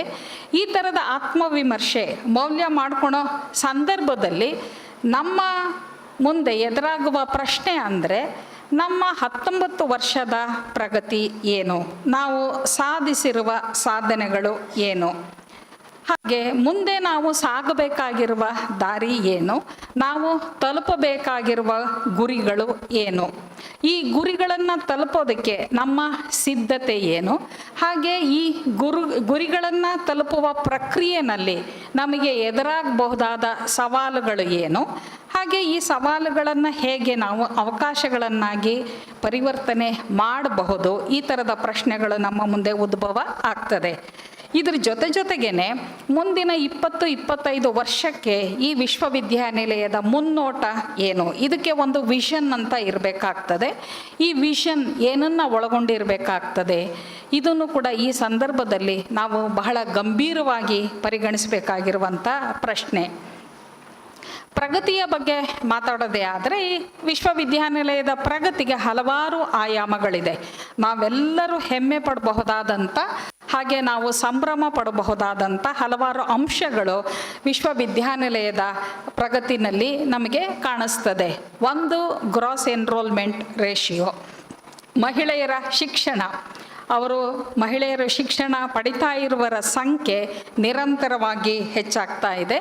ಹಾಗೇನೇ ಹಲವಾರು UG ಪ್ರೋಗ್ರಾಮ್ಗಳು, PG ಪ್ರೋಗ್ರಾಮ್ಗಳನ್ನ ಪ್ರಾರಂಭ ಮಾಡಿದ್ವಿ. ಹಾಗೆ ನಾವು PhD ಪ್ರೋಗ್ರಾಮ್ಸನ್ನು ಕೂಡ ನಾವು ಪ್ರಾರಂಭ ಮಾಡಿದ್ವಿ. ಇದರ ಜೊತೆಗೇನೆ ವಿದ್ಯಾರ್ಥಿನಿಯರಿಗೆ ಹಲವಾರು ಸ್ಕಾಲರ್ಶಿಪ್ಗಳು, ಶಿಷ್ಯ ವೇತನ, ಹಾಗೆ ಬೇರೆ ಬೇರೆ ಥರದ ಅವರಿಗೆ ಬೆಂಬಲಗಳನ್ನು ಬೇರೆ ಬೇರೆ ರೂಪದಲ್ಲೂ ಕೂಡ ವಿಶ್ವವಿದ್ಯಾನಿಲಯ ಒದಗಿಸ್ತಾ ಇದೆ. ಹಾಗಾಗಿ ಈ ಗ್ರಾಸ್ ಎನ್ರೋಲ್ಮೆಂಟ್ ರೇಷಿಯೋ ಅಥವಾ ವಿಭಾಗಗಳ ದೃಷ್ಟಿಯಿಂದ ನೋಡಿದರೆ ಖಂಡಿತ ನಮಗೆ ಇಲ್ಲಿ ಒಂದು ತೃಪ್ತಿಕರ ಭಾವ ಉಂಟಾಗ್ತದೆ. ಹಾಗೆಯೇ ರಿಸರ್ಚ್ ದೃಷ್ಟಿಯಿಂದ ನೋಡಿದ್ರೂ ಕೂಡ ಸಾಕಷ್ಟು ಸಂಶೋಧನೆ ನಡೀತಾ ಇದೆ. ಪ್ರೊಫೆಸರ್ ಸುನಂದಮ್ಮ ಅವರು ಹೇಳಿದ ಹಾಗೆ 18 ವಿಭಾಗಗಳಲ್ಲಿ ಇಲ್ಲಿ ಮಾನ್ಯತೆ ಪಡೆದಂಥ ಸಂಶೋಧನಾ ಮಾರ್ಗದರ್ಶಕರು ಇದ್ದಾರೆ. ಸುಮಾರು 350-400 ವಿದ್ಯಾರ್ಥಿನಿಯರು ವಿವಿಧ ಕ್ಷೇತ್ರಗಳಲ್ಲಿ ಸಂಶೋಧನೆಯನ್ನು ಮಾಡ್ತಾ ಇದ್ದಾರೆ. ಸಾಕಷ್ಟು ಉತ್ತಮ ಪ್ರಕಟಣೆಗಳು ಕೂಡ ಇದೆ. ಇದ್ರ ಜೊತೆಗೆ ಹಲವಾರು ರಿಸರ್ಚ್ ಪ್ರಾಜೆಕ್ಟ್ಸ್ ಕೂಡ ಇದೆ. ಹಾಗೆಯೇ ರಿಸರ್ಚ್ ಪ್ರಾಜೆಕ್ಟ್ಸ್ ಜೊತೆಗೇನೆ ನಮಗೆ ರಿಸರ್ಚ್ ಗ್ರಾಂಟ್ಸ್ ಕೂಡ ಬರ್ತಾ ಇದೆ. ಇದರ ಜೊತೆಗೆ ಮೊದಲಿನಿಂದನೂ ಕೂಡ ನಮ್ಮ ವಿಶ್ವವಿದ್ಯಾನಿಲಯ ವಿಸ್ತರಣಾ ಚಟುವಟಿಕೆಗಳಲ್ಲಿ ತನ್ನನ್ನು ತಾನು ತುಂಬ ಪರಿಣಾಮಕಾರಿಯಾಗಿ ತೊಡಗಿಸ್ಕೊಂಡಿದ್ದೇವೆ. ಹಲವಾರು ರೀತಿಯ ವಿಸ್ತರಣಾ ಚಟುವಟಿಕೆಗಳು, ಯಾಕೆಂದರೆ ಈ ವಿಶ್ವವಿದ್ಯಾನಿಲಯ ಸಮಾಜಮುಖಿ ಆಗಿರಬೇಕು. ಇದು ಎಲ್ಲರನ್ನು ಒಳಗೊಳ್ಳುವಂಥ ವಿಶ್ವವಿದ್ಯಾನಿಲಯ ಆಗಬೇಕಂತಂದರೆ ಖಂಡಿತ ಇಲ್ಲಿ ವಿಸ್ತರಣಾ ಚಟುವಟಿಕೆಗಳಿಗೆ ಆದ್ಯತೆ ಬೇಕಾಗ್ತದೆ. ಇದನ್ನು ಸರಿಯಾಗಿ ಗುರುತಿಸ್ಕೊಂಡಿರುವಂಥ ವಿಶ್ವವಿದ್ಯಾನಿಲಯ ತನ್ನ ಎಲ್ಲ ವಿಭಾಗಗಳಲ್ಲಿ, ತನ್ನ ಪಠ್ಯ ಪೂರಕ ಚಟುವಟಿಕೆಗಳಲ್ಲಿ ಇದಕ್ಕೆ ಹೆಚ್ಚಿನ ಆದ್ಯತೆನ ಕೊಡ್ತಾ ಇದೆ. ಇನ್ನು ಪ್ರೊಫೆಸರ್ ಸುನಂದಮ್ಮ ಅವರು ಹೇಳಿದ ಹಾಗೆ ಸಾಕಷ್ಟು ಕಟ್ಟಡಗಳು ಬಂದಿದೆ, ಮೂಲ ಸೌಕರ್ಯಗಳು ಕೂಡ ಆಗಿದೆ. ನಾವೇನು ಇನ್ಫ್ರಾಸ್ಟ್ರಕ್ಚರಲ್ ಫೆಸಿಲಿಟೀಸ್ ಅಂತ ಹೇಳ್ತೀವಿ ಅದನ್ನು ಕೂಡ ಸಾಕಷ್ಟು ಇದೆ. ಇದ್ರ ಜೊತೆಗೆ ಸಾಂಸ್ಥಿಕ ಸಹಯೋಗನೂ ಕೂಡ ಚೆನ್ನಾಗಿ ಇದೆ. ಬೇರೆ ಬೇರೆ ವಿಶ್ವವಿದ್ಯಾನಿಲಯಗಳು, ಬೇರೆ ಸಂಶೋಧನಾ ಸಂಸ್ಥೆಗಳು ಅಥವಾ ಬೇರೆ ಸ್ವಸಹಾಯ ಸಂಸ್ಥೆಗಳು, ನಾಗರಿಕ ಸಂಸ್ಥೆಗಳು, ಇವರ ಜೊತೆ ನಮ್ಮ ಸಹಯೋಗ ಇದೆ. ಈ ಸಾಂಸ್ಥಿಕ ಒಗ್ಗೂಡುವಿಕೆ, ಈ ಸಾಂಸ್ಥಿಕ ಬೆಂಬಲ ನಮ್ಮ ಪಠ್ಯಪೂರಕ ಚಟುವಟಿಕೆಗಳಿಗೆ, ವಿಸ್ತರಣಾ ಚಟುವಟಿಕೆಗಳಿಗೆ, ಸಂಶೋಧನೆ ಹಾಗೆ ಹೊಸ ರೀತಿಯ ಕಲಿಕೆಗೆ, ಬೋಧನೆಗೆ ಸಾಕಷ್ಟು ಅವಕಾಶನ ಮಾಡಿಕೊಟ್ಟಿದೆ. ಇದ್ರ ಜೊತೆಗೆ ಆಡಳಿತ ಪರಿಪಾಲನೆಯಲ್ಲೂ ಕೂಡ ಸಾಕಷ್ಟು ಸುಧಾರಣೆಗಳು ಆಗಿದೆ. ಈ 2 ದಶಕಗಳ ಅವಧಿನಲ್ಲಿ ನಾವೇನು ಗವರ್ನೆನ್ಸ್ ರಿಫಾರ್ಮ್ಸ್ ಅಂತ ಹೇಳ್ತೀವಿ, ಇನ್ಸ್ಟಿಟ್ಯೂಷನ್ ಸೆಂಟ್ರಿಕ್ ರಿಫಾರ್ಮ್ಸ್ ಅಂತ ಹೇಳ್ತೀವಿ, ಪಾಲಿಸಿ ಡ್ರಿವನ್ ರಿಫಾರ್ಮ್ಸ್ ಅಂತ ಹೇಳ್ತೀವಿ, ಈ ಎಲ್ಲ ಸುಧಾರಣೆಗಳನ್ನ ನಾವು ಬೇರೆ ಬೇರೆ ಹಂತಗಳಲ್ಲಿ, ಬೇರೆ ಬೇರೆ ಸ್ವರೂಪದಲ್ಲಿ ಇದನ್ನು ನಾವು ಇಲ್ಲಿ ಜಾರಿ ಮಾಡ್ತಾ ಬಂದಿದ್ದೀವಿ. ಇದರ ಜೊತೆಗೆ ಇತ್ತೀಚಿನ ದಿನದಲ್ಲಿ ಬಹಳ ಪರಿಣಾಮಕಾರಿಯಾಗಿ ತಂತ್ರಜ್ಞಾನದ ಬಳಕೆನೂ ಕೂಡ ಆಗ್ತಾ ಇದೆ. ನಮ್ಮ ವಿಶ್ವವಿದ್ಯಾನಿಲಯದ ಗಣಕ ವಿಜ್ಞಾನ ವಿಭಾಗ ಇದೆ. ಇದ್ರ ಜೊತೆಗೆ ಈ ತಂತ್ರಜ್ಞಾನದ ಬಳಕೆ ಆಡಳಿತ ಪರಿಪಾಲನೆಯಲ್ಲಿ ಅಥವಾ ಬೋಧನೆಯಲ್ಲಿ, ಕಲಿಕೆಯಲ್ಲಿ, ಸಂಶೋಧನೆಯಲ್ಲಿ, ಒಟ್ಟಾರೆ ನಿರ್ವಹಣೆಯಲ್ಲಿ ನಾವು ತಂತ್ರಜ್ಞಾನನ ಬಹಳ ಪರಿಣಾಮಕಾರಿಯಾಗಿ ಬಳಕೆ ಮಾಡ್ತಾ ಬಂದಿದ್ದೀವಿ. ಇದರ ನಂತರ ಇನ್ನೊಂದು ಪ್ರಶ್ನೆ ಉದ್ಭವ ಆಗ್ತದೆ. ಹಾಗಿದ್ರೆ ಇದರ ಫಲಶ್ರುತಿ ಏನು? ವಿದ್ಯಾರ್ಥಿನಿಯರ ದೃಷ್ಟಿಯಿಂದ ನೋಡೋದೇ ಆದರೆ ಫಲಶ್ರುತಿ ಏನು? ಎಷ್ಟರ ಮಟ್ಟಿಗೆ ಕೌಶಲ್ಯಾಭಿವೃದ್ಧಿ ಆಗಿದೆ? ಎಷ್ಟರ ಮಟ್ಟಿಗೆ ಸಾಮರ್ಥ್ಯ ವರ್ಧನೆ ಆಗಿದೆ? ಎಷ್ಟರ ಮಟ್ಟಿಗೆ ಅವರ ಉದ್ಯೋಗಾರ್ಹತೆ, ಎಂಪ್ಲಾಯಬಿಲಿಟಿ ಇದು ಜಾಸ್ತಿ ಆಗಿದೆ? ಹಾಗೆ ಎಷ್ಟು ಜನಕ್ಕೆ ಪ್ಲೇಸ್ಮೆಂಟ್ ಆಗಿದೆ? ಈ ಥರದ ಪ್ರಶ್ನೆಗಳು ಕೂಡ ಉದ್ಭವ ಆಗ್ತದೆ. ಈ ದೃಷ್ಟಿಯಿಂದನೂ ಕೂಡ ವಿಶ್ವವಿದ್ಯಾನಿಲಯ ಸಾಕಷ್ಟು ಪ್ರಗತಿನ ಸಾಧಿಸಿದೆ.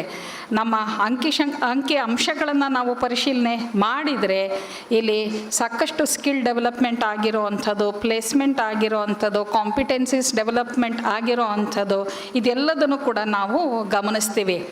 ಇದರ ಜೊತೆಗೇನೆ ಇದಲ್ಲದೆ ಇದರ ಆಚೆಗೆ ಮಹಿಳೆಯರ, ನಮ್ಮ ವಿದ್ಯಾರ್ಥಿನಿಯರ ಒಂದು ಸಾಮಾಜಿಕ ಅಭಿವೃದ್ಧಿ, ಶೈಕ್ಷಣಿಕ ಅಭಿವೃದ್ಧಿ, ಭಾವನಾತ್ಮಕ ಅಭಿವೃದ್ಧಿ, ಹಾಗೆ ಬೇರೆ ಬೇರೆ ಆಯಾಮಗಳಲ್ಲಿ ನೋಡಿದಾಗ ಇಲ್ಲೂ ಕೂಡ ನಮ್ಮ ವಿಶ್ವವಿದ್ಯಾನಿಲಯ ಒಂದು ಶೈಕ್ಷಣಿಕ ಸಂಸ್ಥೆಯಾಗಿ ಸಮುದಾಯಗಳ ಏಳಿಗೆಗೆ, ಸುಸ್ಥಿರ ಸಮಾಜ ನಿರ್ಮಾಣಕ್ಕೆ ಸಾಕಷ್ಟು ಕೊಡುಗೆಯನ್ನು ಕೊಟ್ಟಿರೋದನ್ನು ನಾವು ಗಮನಿಸ್ತೀವಿ. ಈ ಹಿನ್ನೆಲೆಯಲ್ಲಿ ಹಾಗಿದ್ರೆ ಮುಂದಿನ ಗುರಿ ಏನು ಅಂತನ್ನೋ ಪ್ರಶ್ನೆ ಬರ್ತದೆ.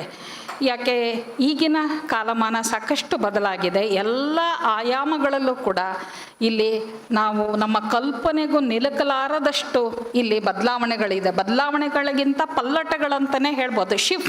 ಶಿಫ್ಟ್ಸ್ ಇದೆ. ನಾವು ಇವತ್ತು 21ನೇ ಶತಮಾನದ 3ನೇ ದಶಕದಲ್ಲಿ ಇದ್ದೀವಿ. Then what are our future aspirations given the new requirements? So ಶೈಕ್ಷಣಿಕವಾಗಿ ನಮ್ಮ ಆಶಯಗಳು ಏನು, ಸಾಮಾಜಿಕವಾಗಿ ನಮ್ಮ ಆಶಯಗಳು ಏನು, ಉದ್ಯೋಗದ ದೃಷ್ಟಿಯಿಂದ ನಮ್ಮ ಆಶಯಗಳು ಏನು, ಹೀಗೆ ಎಲ್ಲ ಕ್ಷೇತ್ರಗಳಿಂದ ವಿಶ್ವವಿದ್ಯಾನಿಲಯ ಏನನ್ನು ಸಾಧಿಸಬೇಕಾಗಿದೆ, ಏನು ಸಮಾಜದ ನಿರೀಕ್ಷೆ ಏನಿದೆ, ಇದು ಈಗ ನಮ್ಮ ಮುಂದೆ ಇರುವಂಥ ಪ್ರಶ್ನೆ.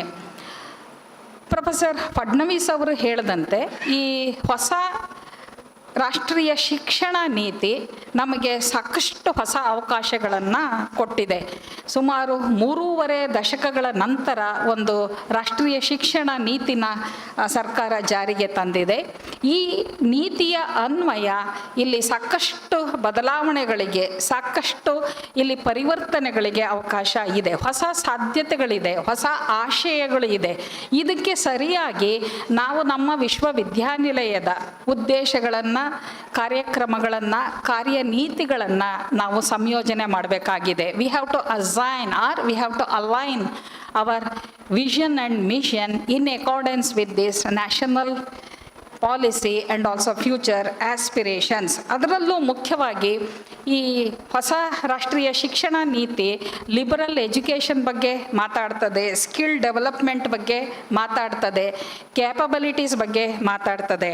ಪ್ರೊಫೆಸರ್ ಫಡ್ನವೀಸ್ ಅವರು ಸ್ಕಿಲ್ ಡೆವಲಪ್ಮೆಂಟ್ ಬಗ್ಗೆ ಬಹಳ ಅವರು ವಿಸ್ತೃತವಾಗಿ ಹೇಳಿದರು. ಇದು ತಂತ್ರಜ್ಞಾನ ಆಧಾರಿತ, ಜ್ಞಾನಾಧಾರಿತ ವ್ಯವಸ್ಥೆ. ಇದು ಒಂದು technology driven knowledge economy.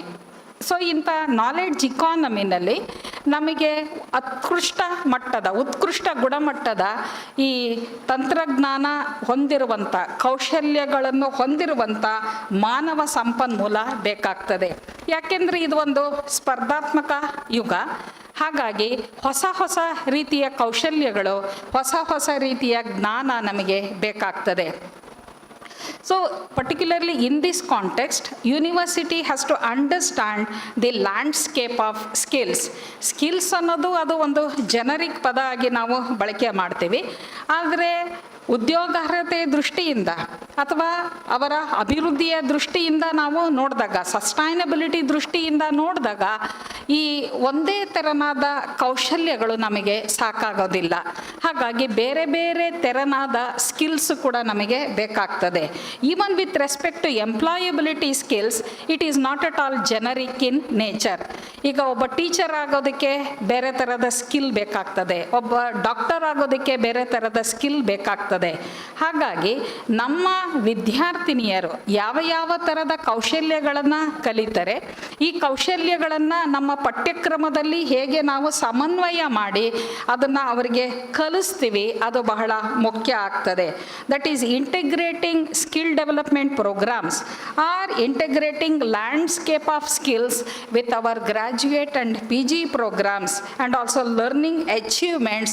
So that is very, very important. ಈ ದೃಷ್ಟಿಯಿಂದ ಸಸ್ಟೈನಬಿಲಿಟಿನೂ ಕೂಡ ಬಹಳ ಮುಖ್ಯ ಆಗ್ತದೆ. ಇಂಡಿಯಾ ಸ್ಕಿಲ್ಸ್ ರಿಪೋರ್ಟ್ 2022 ಅದು ಏನು ಹೇಳ್ತದೆ ಅಂದರೆ 2025 ಹೊತ್ತಿಗೆ ಸುಮಾರು 40-42% ಜನಕ್ಕೆ ರೀಸ್ಕಿಲ್ಲಿಂಗ್ ಬೇಕಾಗ್ತದೆ, ಅಪ್ಸ್ಕಿಲ್ಲಿಂಗ್ ಬೇಕಾಗ್ತದೆ. ನಮಗೆ ಈಗಿರುವಂಥ ಸ್ಕಿಲ್ಗಳು ಸಾಕಾಗೋದಿಲ್ಲ. ಹೊಸ ಥರದ ಉದ್ಯೋಗಾವಕಾಶಗಳು ಸೃಷ್ಟಿಯಾಗ್ತದೆ, ಹೊಸ ಅಗತ್ಯತೆಗಳು ಇರ್ತದೆ. ಹಾಗಾಗಿ ಅದಕ್ಕೆ ಅನುಗುಣವಾಗಿ ನಾವು ನಮ್ಮ ಕೌಶಲ್ಯಗಳನ್ನು ಕೂಡ ಉತ್ತಮ ಪಡಿಸ್ಕೊಳ್ಳದೆ ಇದ್ದರೆ, ಅದನ್ನು ಅಪ್ಗ್ರೇಡ್ ಮಾಡ್ಕೊಳ್ಳದೆ ಇದ್ದರೆ ನಾವು ಈ ಪ್ರಕ್ರಿಯೆಯಿಂದ ಹೊರಗಡೆ ಉಳಿತೀವಿ. We will be redundant in the labour market. ಹಾಗಾಗಿ ಯಾವ ರೀತಿಯಲ್ಲಿ ನಾವು ಸ್ಕಿಲ್ ಡೆವಲಪ್ಮೆಂಟ್ನ ನಮ್ಮ ಪಠ್ಯಕ್ರಮದಲ್ಲಿ ಸೇರಿಸ್ತೀವಿ, ಹಾಗೆ ಇದನ್ನು ಕಲಿಸ್ತೀವಿ, ಅದು ಕೂಡ ಮುಖ್ಯ ಆಗ್ತದೆ. ಇದು ಕಲಿತ ನಂತರನೂ ಕೂಡ ಎಂಪ್ಲಾಯಬಿಲಿಟಿ ಸ್ಕಿಲ್ ಅದು ಜೀವನ ಪರ್ಯಂತ ನಾವು ಕಲಿಬೇಕಾದಂಥದ್ದು. ಈ employability skill it facilitates both horizontal movement and also vertical movement. ಈಗ ನಾನು ಒಂದು ಉದ್ಯೋಗದಿಂದ ಮತ್ತೊಂದು ಉದ್ಯೋಗಕ್ಕೆ ಬದಲಾವಣೆ ಮಾಡಿದಾಗನೂ ಕೂಡ ನಾನು ಬೇರೆ ಸ್ಕಿಲ್ಲನ್ನು ಕಲಿಬೇಕಾಗ್ತದೆ, ಅಥವಾ ಇದೇ ಉದ್ಯೋಗದಲ್ಲಿ ಒಂದು ಹಂತದಿಂದ ಇನ್ನೊಂದು ಹಂತಕ್ಕೆ ಹೋಗುವಾಗನೂ ಕೂಡ ನನಗೆ ಬೇರೆ ಬೇರೆ ರೀತಿಯ ಸ್ಕಿಲ್ಸ್ ಬೇಕಾಗ್ತದೆ. ಹಾಗಾಗಿ regular skills with regard to employability, so they are absolutely necessary. ಇದು ನಮ್ಮ ವಿಶ್ವವಿದ್ಯಾನಿಲಯಕ್ಕೆ ಇರುವಂಥ ಒಂದು ಅವಕಾಶ. ಹೊಸ ರಾಷ್ಟ್ರೀಯ ಶಿಕ್ಷಣ ನೀತಿಯ ಅಡಿನಲ್ಲಿ ನಾವು ಈ ಒಂದು ಕಾರ್ಯಕ್ರಮನ ಬಹಳ ಪರಿಣಾಮಕಾರಿಯಾಗಿ ನಾವು ಜಾರಿ ಮಾಡಿದ್ದೇ ಆದರೆ ಮುಂದಿನ ಒಂದು 10 ವರ್ಷಕ್ಕೆ ನಮ್ಮ ವಿದ್ಯಾರ್ಥಿನಿಯರನ್ನ ನಾವು ತಯಾರು ಮಾಡೋದಕ್ಕೆ ಸಾಧ್ಯ. ಇದ್ರ ಜೊತೆಗೆ ಮೇಡಮ್ರವರು ಹೇಳಿದಂತೆ ಎಂಟ್ರಪ್ರೆನ್ಯೂರಲ್ ಸ್ಕಿಲ್, ಎಲ್ಲರಿಗೂ ಕೂಡ ಸರ್ಕಾರನೇ ಉದ್ಯೋಗ ಕೊಡೋದಕ್ಕೆ ಸಾಧ್ಯ ಆಗೋದಿಲ್ಲ. ಸೊ ಉದ್ಯಮಶೀಲತೆಯೂ ಕೂಡ ಬಹಳ ಮುಖ್ಯ ಆಗ್ತದೆ. ಜೊತೆಗೆ ಎಲ್ಲರೂ ಕೂಡ ಎಂಪ್ಲಾಯಬಲ್ ಇರೋದಿಲ್ಲ.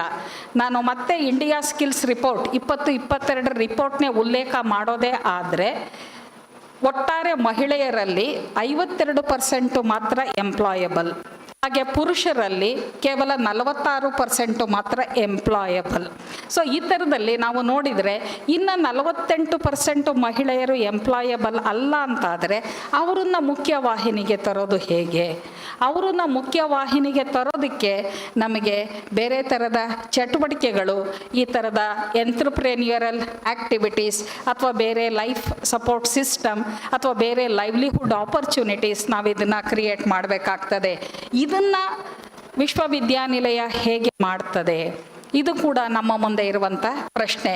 ನಮ್ಮ ಹಲವಾರು ಅಧ್ಯಯನ ವಿಭಾಗಗಳು ಸಮುದಾಯದ ಮಹಿಳೆಯರಿಗೆ ಈ ದೃಷ್ಟಿನಲ್ಲಿ ಸಾಕಷ್ಟು ಟ್ರೈನಿಂಗ್ನ ಕೊಡ್ತಾ ಇದೆ. ನಮ್ಮ bio informatics department, biotechnology department, ನಮ್ಮ women studies department, social work department, ಅವರೆಲ್ಲರೂ ಕೂಡ ನಮ್ಮ ಸಮುದಾಯದ ಮಹಿಳೆಯರಿಗೆ ಈ ಥರದ ಟ್ರೈನಿಂಗ್ನ ಕೊಡ್ತಾ ಇದ್ದಾರೆ. ಸೊ ಇದು ಯಶಸ್ವಿ ಆದರೆ so we can proudly say that there will be empowerment of nation with women led development. ಮಹಿಳೆಯರ ನೇತೃತ್ವದಲ್ಲಿ ಅಭಿವೃದ್ಧಿಯನ್ನು ಸಾಧಿಸಿ ಆ ಮೂಲಕ ರಾಷ್ಟ್ರನ ನಾವು ಸಶಕ್ತ ಮಾಡಬಹುದು ಅಂತ ಅನ್ನೋದು ನಮ್ಮ ಮುಂದೆ ಇರುವಂಥ ಒಂದು ದೊಡ್ಡ ಅವಕಾಶ. ಬರೀ ಅವಕಾಶಗಳ ಬಗ್ಗೆ ಹೇಳಿದರೆ ಚಾಲೆಂಜಸ್ ಇಲ್ವಾ ಅನ್ನೋ ಪ್ರಶ್ನೆನೂ ಕೂಡ ಬರ್ತದೆ. ಸಾಕಷ್ಟು ಚಾಲೆಂಜಸ್ ಇದೆ. ನಾವು ಸ್ವಲ್ಪ ವಿಮರ್ಶಾತ್ಮಕವಾಗಿ ನೋಡಿದ್ದೆ ಆದರೆ ಸಾಕಷ್ಟು ಚಾಲೆಂಜಸ್ಸು ನಮಗೆ ಕಂಡು ಬರ್ತದೆ. ಆಶಯಗಳಿದೆ. ಆದರೆ ಚಾಲೆಂಜಸ್ ಇದೆ ಅಂತ ಆಶಯಗಳನ್ನು ನಾವು ಈಡೇರಿಸದೆ ಬಿಡೋದಕ್ಕೆ ಸಾಧ್ಯ ಆಗೋದಿಲ್ಲ. The first challenge is that infrastructural constraints, including human resources, financial resources, support services, whatever it may be, we are facing infrastructural constraints. How we are going to address this particular issue? So it is a $1 million question. And the second challenge is that we have to improve our gross enrollment ratio. In accordance with national aspiration, we have to enhance our gross enrollment ratio. How we are improving our GER and with what initiatives, it is another challenge. And the third thing is that, as expressed by Madam, we have to provide experiential learning. In economics, in recent years, we are talking about experiential economics. How we can integrate this experiential learning, and we can also integrate greater cultural ethos and also competencies to our students, and how we are going to address the great issues of our day. So this is the third challenge. And the fourth thing is that now there is very clear focus on research capabilities. So the survival of any university, the capability of any university depends on its research capabilities. So how we are going to improve our research capabilities across the disciplines, and how we are going to sustain the same, it is also a serious issue. In addition to this, how we are deepening our innovation in teaching and learning, because innovative approaches, they are absolutely necessary as per our national education policy, and how we are deepening this particular aspect, it is a serious thing. And as a social institution, it is our responsibility to explore the possibilities of applying our research outcomes, policy orientation or policy actions to address the contemporary social issues. ನಾವು ಹೇಗೆ ಈ ಸಮಸ್ಯೆಗಳನ್ನು address ಮಾಡ್ತೀವಿ ನಮ್ಮ ಸಂಶೋಧನೆ ಮುಖೇನ. ನಮ್ಮಲ್ಲಿ ಹಲವಾರು ಅಧ್ಯಯನ ವಿಭಾಗಗಳಿದೆ, ಅಧ್ಯಯನ ಕೇಂದ್ರಗಳಿದೆ. ಇಲ್ಲಿ ನಿರಂತರ ಸಂಶೋಧನೆ ನಡೆದು ಹೇಗೆ ಇದು ಆಗ್ತದೆ ಅಂತ ಅನ್ನೋದನ್ನು ಕೂಡ ಬಹಳ ಮುಖ್ಯವಾದಂಥ ಪ್ರಶ್ನೆ. ಇದ್ರ ಜೊತೆಗೆ institutional networking, that is engagement of the university in developmental activities. ಬರೀ ಕಲಿಸೋದು, ಡಿಗ್ರಿ ಕೊಡೋದು ಮಾತ್ರ ವಿಶ್ವವಿದ್ಯಾನಿಲಯದ ಕೆಲಸ ಅಲ್ಲ. ಹೇಗೆ ಸಮಾಜಮುಖಿಯಾಗಿ ಬೇರೆ ಸಂಸ್ಥೆಗಳ ಜೊತೆ ತೊಡಗಿಕೊಂಡು ನಮ್ಮ ಆಶಯಗಳನ್ನು ನಾವು ಈಡೇರಿಸ್ತೀವಿ, ಆ ಮೂಲಕ ಹೊಸ ಮಾರ್ಗಗಳು, ಹೊಸ ಜ್ಞಾನ, ಹೊಸ ವಿಚಾರಗಳನ್ನು ನಾವು ಸಮಾಜಕ್ಕೆ ತಲುಪಿಸ್ತೀವಿ ಅಂತ ಅನ್ನೋದನ್ನು ಕೂಡ ಬಹಳ ಮುಖ್ಯವಾದಂಥ ಪ್ರಶ್ನೆ ಆಗಿದೆ. ಇದು ಎಲ್ಲದನ್ನು ಕೂಡ ನಮ್ಮ ಹೊಸ ರಾಷ್ಟ್ರೀಯ ಶಿಕ್ಷಣ ನೀತಿಯ ಹಿನ್ನೆಲೆಯಲ್ಲಿ ನಾವು ಅಡ್ರೆಸ್ ಮಾಡಬೇಕಾಗಿರುವಂಥ ಚಾಲೆಂಜಸ್. ಹಾಗಂತ ನಾವು ಅಧೀರರಾಗುವಂಥ ಪ್ರಶ್ನೆ ಏನೂ ಇಲ್ಲ.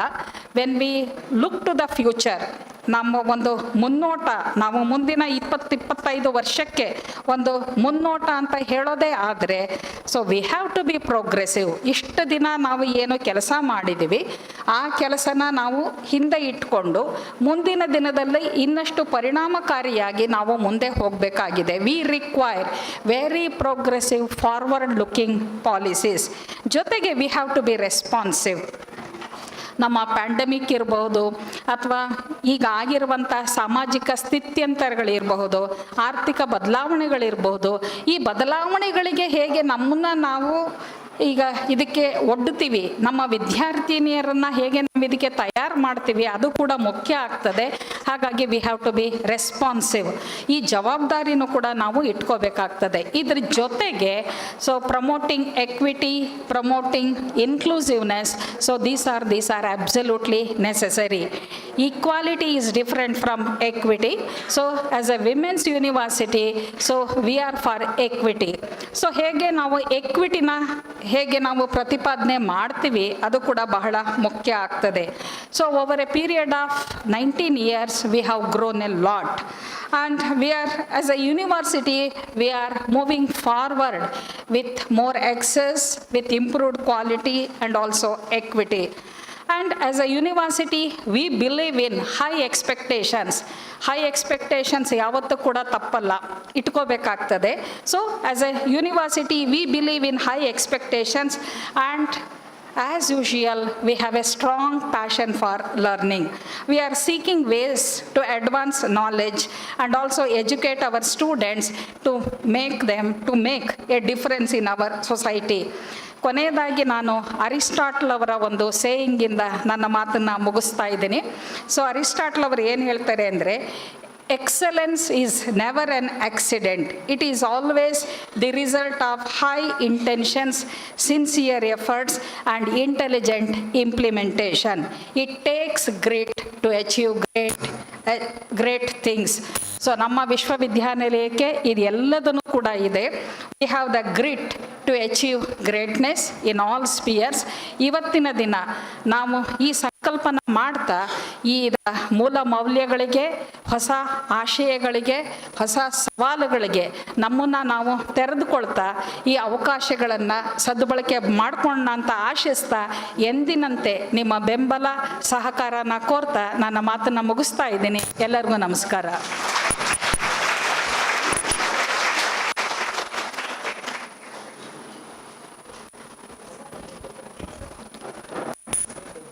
ಧನ್ಯವಾದಗಳು ಮೇಡಮ್. ಈ ಕಾರ್ಯಕ್ರಮದ ಅಧ್ಯಕ್ಷತೆಯನ್ನು ವಹಿಸಿ ವಿಶ್ವವಿದ್ಯಾಲಯದ ಮುನ್ನಡೆಯ ಬಗ್ಗೆ ತಿಳಿಸಿಕೊಟ್ಟಂತಹ ಮಾನ್ಯ ಕುಲಪತಿಯವರಿಗೆ ನಾನು ಕಾರ್ಯಕ್ರಮದ ಪರವಾಗಿ ಧನ್ಯವಾದಗಳನ್ನ ಸಲ್ಲಿಸ್ತೇನೆ.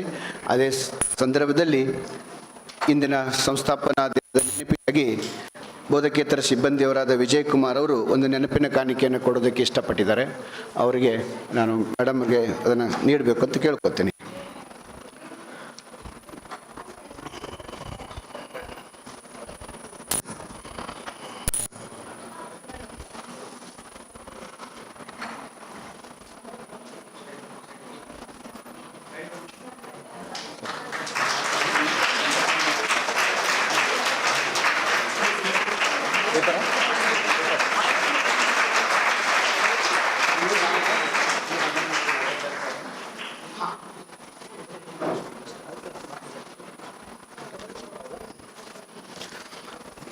ಈಗ ವಂದನಾರ್ಪಣೆ ನಡೀತದೆ. ಅದಾದ ನಂತರ ಅಕ್ಕ ಟಿವಿ ನ್ಯೂಸ್ ಬರೋದಿದೆ, ಕಾತರದಿಂದ ಕಾಯಬೇಕು.